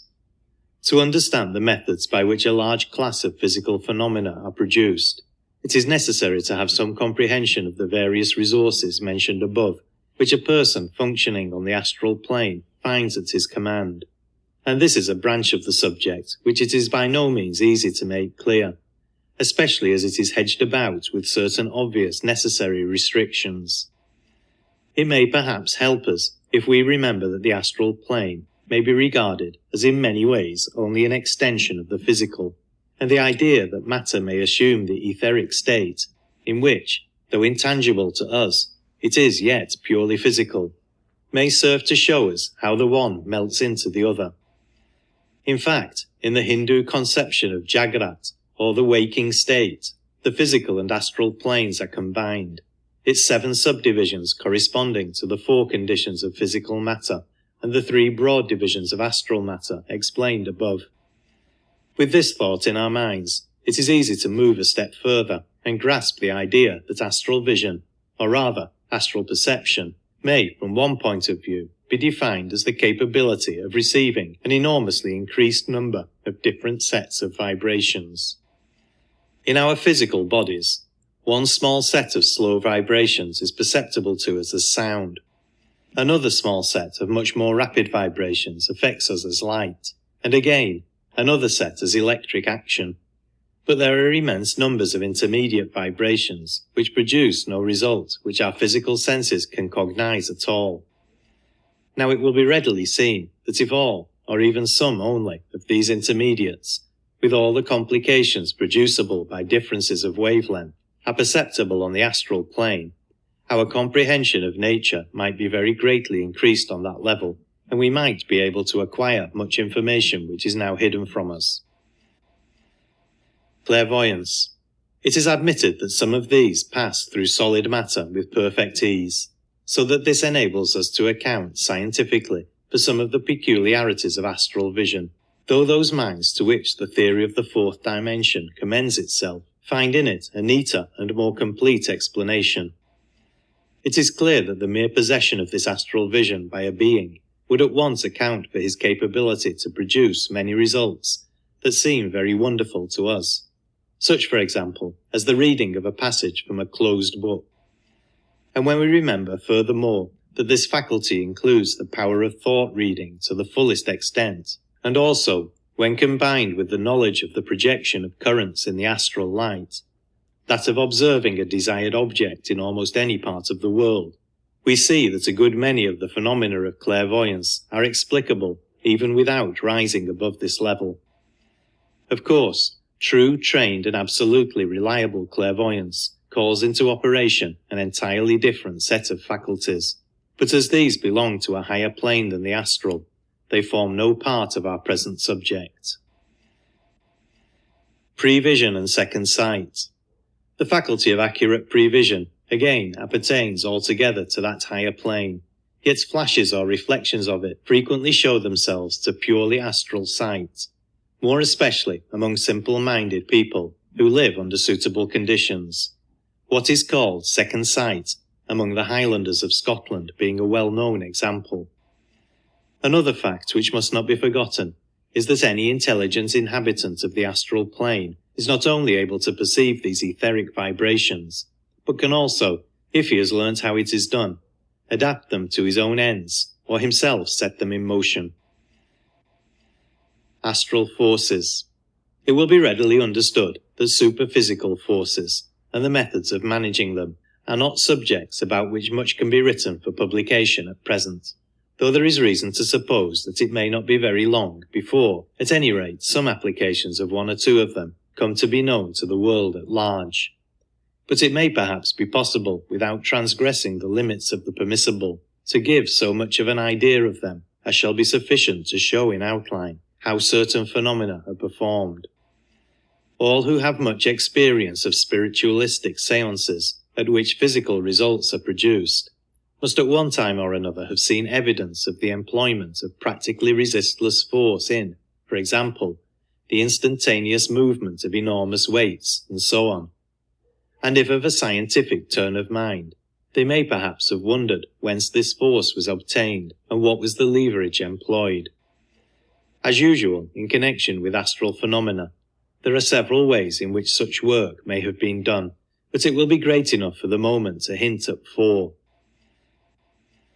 Etheric currents. First, there are great etheric currents, constantly sweeping over the surface of the earth, in volume which makes their power as irresistible as that of the rising tide. And there are methods by which this stupendous force may be safely utilized, though unskillful attempts to control it would be fraught with frightful danger. Etheric pressure. Secondly, there is what can best be described as an etheric pressure, somewhat corresponding to, though immensely greater than, the atmospheric pressure. In ordinary life, we are as little conscious of one of these pressures as we are of the other, but nevertheless they both exist, and if science were able to exhaust the ether from a given space, as it can exhaust the air, the one could be proved as readily as the other. The difficulty of doing that lies in the fact that matter in the etheric condition freely interpenetrates matter in all states below it, so that there is as yet no means within the knowledge of our physicists by which any given body of ether can be isolated from the rest. Practical occultism, however, teaches how this can be done, and thus the tremendous force of etheric pressure can be brought into play. Latent energy. Thirdly, there is a vast store of potential energy which has become dormant in matter during the involution of the subtle into the gross, and by changing the condition of the matter, some of this may be liberated and utilized. Somewhat as latent energy in the form of heat may be liberated by a change in the condition of visible matter. Sympathetic vibration. Fourthly, many striking results, both great and small, may be produced by an extension of a principle which may be described as that of sympathetic vibration. Illustrations taken from the physical plane seem generally to misrepresent rather than elucidate astral phenomena, because they can never be more than partially applicable. But the recollection of 2 simple facts of ordinary life may help to make this important branch of our subject clearer, if we are careful not to push the analogy further than it will hold good. It is well known that if one of the wires of a harp be made to vibrate vigorously, its movement will call forth sympathetic vibrations in the corresponding strings of any number of harps placed round it, if they are tuned to exactly the same pitch. It is also well known that when a large body of soldiers crosses a suspension bridge, it is necessary for them to break step, since the perfect regularity of their ordinary march would set up a vibration in the bridge, which would be intensified by every step they took, until the point of resistance of the iron was passed, when the whole structure would fly to pieces. With these 2 analogies in our minds, never forgetting that they are only partial ones, it may seem more comprehensible that one who knows exactly at what rate to start his vibrations, knows, so to speak, the keynote of the class of matter he wishes to affect, should be able, by sounding that keynote, to call forth an immense number of sympathetic vibrations. When this is done on the physical plane, no additional energy is developed, but on the astral plane, there is this difference, that the matter with which we are dealing is far less inert, and so, when called into action by these sympathetic vibrations, it adds its own living force to the original impulse, which may thus be multiplied manyfold. And then, by further rhythmic repetition of the original impulse, as in the case of the soldiers marching over the bridge, the vibrations may be so intensified that the result is out of all apparent proportion to the cause. Indeed, it may be said that there is scarcely any limit to the conceivable achievements of this force in the hands of a great adept who fully comprehends its possibilities. For the very building of the universe itself was but the result of the vibrations set up by the spoken word. Mantras. The class of mantras or spells which produce their result not by controlling some elemental, but merely by the repetition of certain sounds, also depend for their efficacy upon this action of sympathetic vibration. Disintegration. The phenomenon of disintegration also may be brought about by the action of extremely rapid vibrations, which overcome the cohesion of the molecules of the object operated upon. A still higher rate of vibrations of a somewhat different type will separate these molecules into their constituent atoms. A body reduced by these means to the etheric condition can be moved by an astral current from one place to another with very great rapidity. And the moment that the force which has been exerted to put it into that condition is withdrawn, it will be forced by the etheric pressure to resume its original form. It is in this way that objects are sometimes brought almost instantaneously from great distances at spiritualistic seances, and it is obvious that when disintegrated, they could be passed with perfect ease through any solid substance, such for example as the wall of a house or the side of a locked box, so that what is commonly called the passage of matter through matter is seen, when properly understood, to be as simple as the passage of water through a sieve, or of a gas through a liquid in some chemical experiment. Since it is possible by an alteration of vibrations to change matter from the solid to the etheric condition, it will be comprehended that it is also possible to reverse the process and to bring etheric matter into the solid state. As the one process explains the phenomenon of disintegration, so does the other that of materialization. And just as in the former case, a continued effort of will is necessary to prevent the object from resuming its original form, so in exactly the same way, in the latter phenomenon, a continued effort is necessary to prevent the materialized matter from relapsing into the etheric condition. In the materializations seen at an ordinary séance, such matter as may be required is borrowed as far as possible from the medium's etheric double, an operation which is prejudicial to his health, and also undesirable in various other ways. And this explains the fact that the materialized form is usually strictly confined to the immediate neighborhood of the medium, and is subject to an attraction which is constantly drawing it back to the body from which it came, so that if kept away from the medium too long, the figure collapses, and the matter which composed it, returning to the etheric condition, rushes back instantly to its source. Why darkness is required. The reason why the beings directing a séance find it easier to operate in darkness or in very subdued light will now be manifest, since their power would usually be insufficient to hold together a materialized form or even a spirit hand for more than a very few seconds amidst the intense vibrations set up by brilliant light. The habitués of séances will no doubt have noticed that materializations are of three kinds. First, those which are tangible but not visible.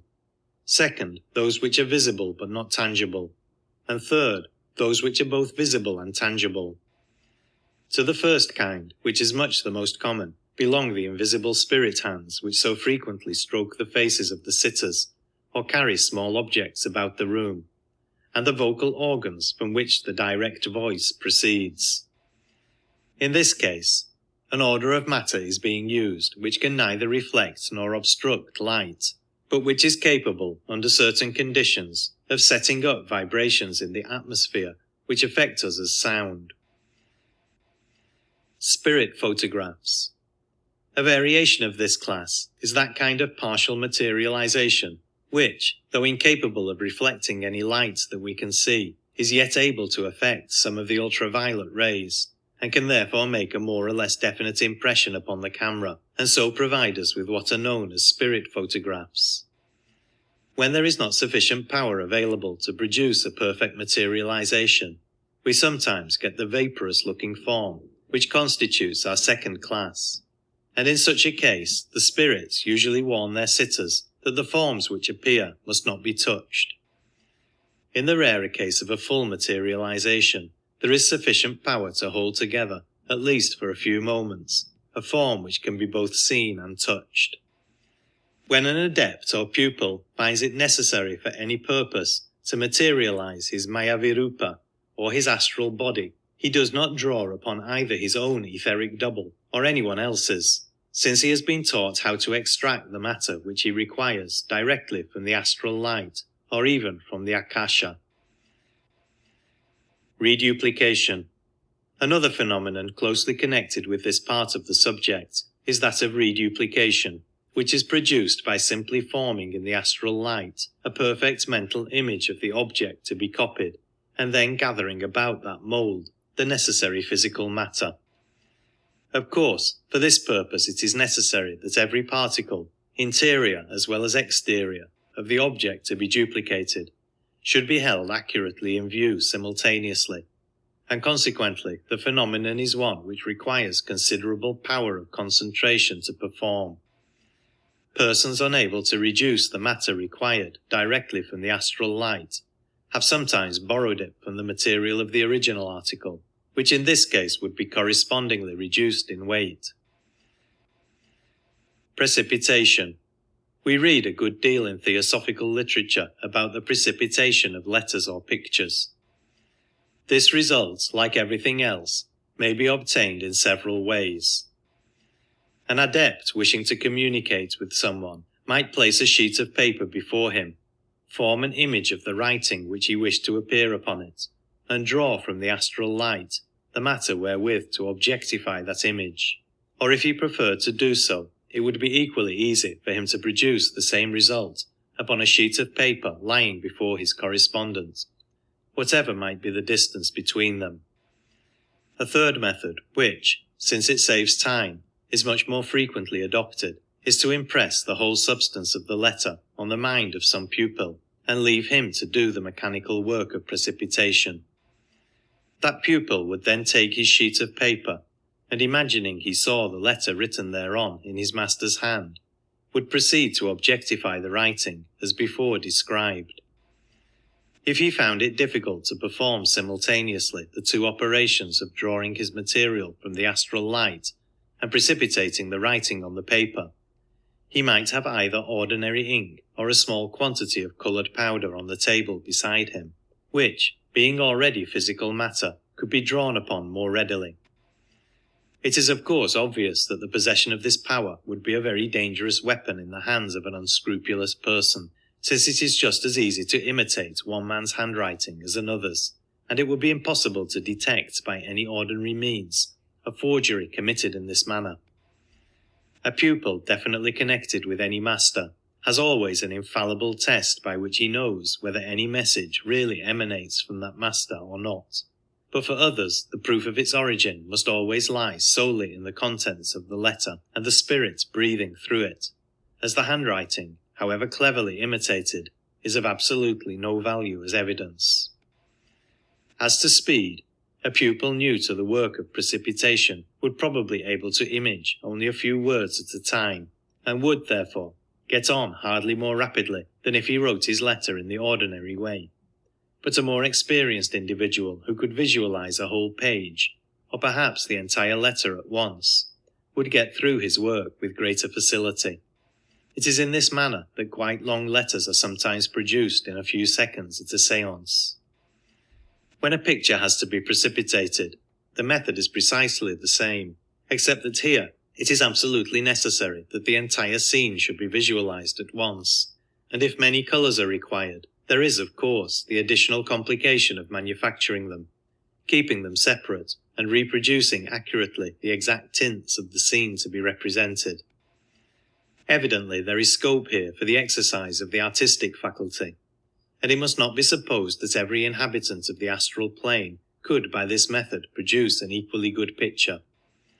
A man who had been a great artist in life, and had therefore learned how to see and what to look for, would certainly be very much more successful than the ordinary person if he attempted precipitation when on the astral plane after death. Slate writing. The slate writing, for the production of which, under test conditions, some of the greatest mediums have been so famous, is sometimes produced by precipitation, though more frequently the fragment of pencil enclosed between the slates is guided by a spirit hand, of which only just the tiny points sufficient to grasp it are materialized. Levitation, an occurrence which occasionally takes place at seances, and more frequently among Eastern yogis, is what is called levitation, that is, the floating of a human body in the air. No doubt when this takes place in the case of a medium, he is often simply upborne by spirit hands. But there is another and more scientific method of accomplishing this feat, which is always used in the East, and occasionally here also. Occult science is acquainted with a means of neutralizing, or even entirely reversing the attraction of gravity, and it is obvious that by the judicious use of this power, all the phenomena of levitation may be easily produced. It was no doubt by a knowledge of this secret that some of the airships of ancient India and Atlantis were raised from the earth, and made light enough to be readily moved and directed. And not improbably, the same acquaintance with nature's finer forces greatly facilitated the labours of those who raised the enormous blocks of stone, sometimes used in Cyclopean architecture, or the building of the pyramids and Stonehenge. With the knowledge of the forces of nature which the resources of the astral plane place at the command of its inhabitants, the production of what are called spirit lights is a very easy matter, whether they be of the mildly phosphorescent or the dazzling electrical variety, or those curious dancing globules of light, into which a certain class of fire elementals so readily transform themselves. Since all light consists simply of vibrations of the ether, it is obvious that anyone who knows how to set up these vibrations can readily produce any kind of light that he wishes. It is by the aid of the etheric elemental essence, also, that the remarkable feat of handling fire unharmed is generally performed, though there are, as usual, other ways in which it can be done. The thinnest layer of etheric substance can be so manipulated as to be absolutely impervious to heat, and when the hand of a medium or sitter is covered with this, he may pick up burning coal or red-hot iron with perfect safety. Transmutation. Most of the occurrences of the séance room have now been referred to, but there are one or two of the rarer phenomena of the outer world which must not be left quite without mention in our list. The transmutation of metals is commonly supposed to be a mere dream of the medieval alchemists, and no doubt in most cases the description of the phenomenon was merely a symbol of the purification of the soul. Yet there seems to be some evidence that it was really accomplished by them on several occasions, and there are petty magicians in the East who profess to do it under test conditions even now. Be that as it may, it is evident that since the ultimate atom is one and the same in all substances, and it is only the methods of its combination that differ, anyone who possessed the power of reducing a piece of metal to the atomic condition and of rearranging its atoms in some other form would have no difficulty in effecting transmutation to any extent that he wished. Repercussion. The principle of sympathetic vibration mentioned above also provides the explanation of that strange and little known phenomenon called repercussion, by means of which any injury done to, or any mark made upon, the astral body in the course of its wanderings will be reproduced in the physical body. We find traces of this in some of the evidence given at trials for witchcraft in the Middle Ages, in which it is not infrequently stated that some wound given to the witch when in the form of a dog or a wolf was found to have appeared in the corresponding part of her human body. The same strange law has sometimes led to an entirely unjust accusation of fraud against a medium, because, for example, some colouring matter rubbed upon the hand of a materialized spirit was afterwards found upon his hand.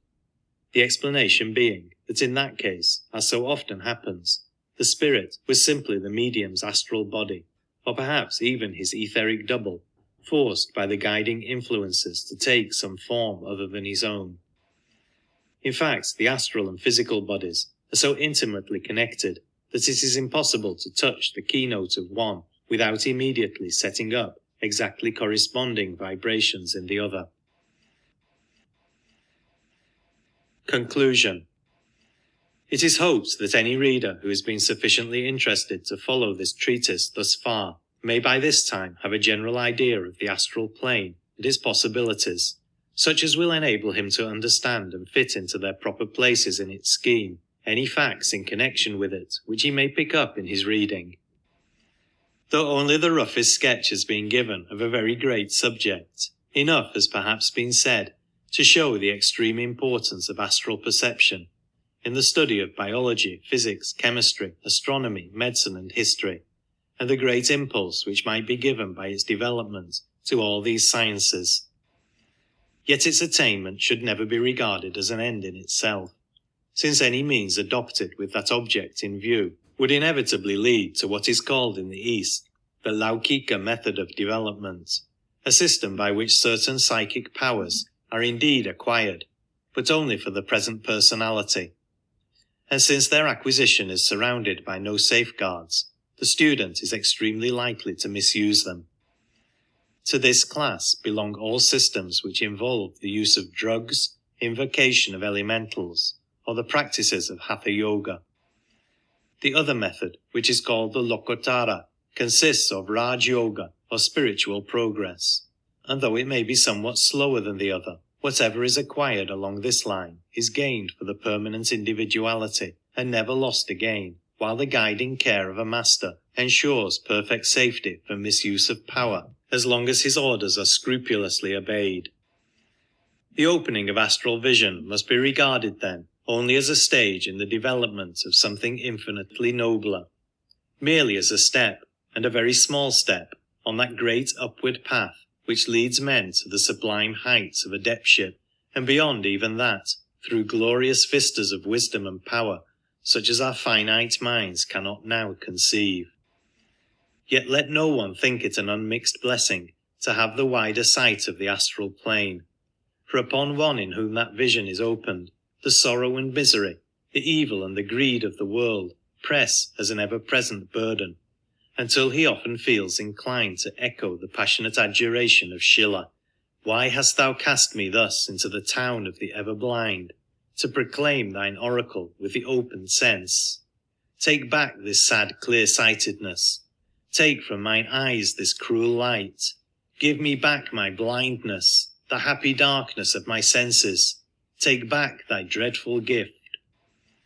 This feeling is perhaps not an unnatural one in the earlier stages of the path.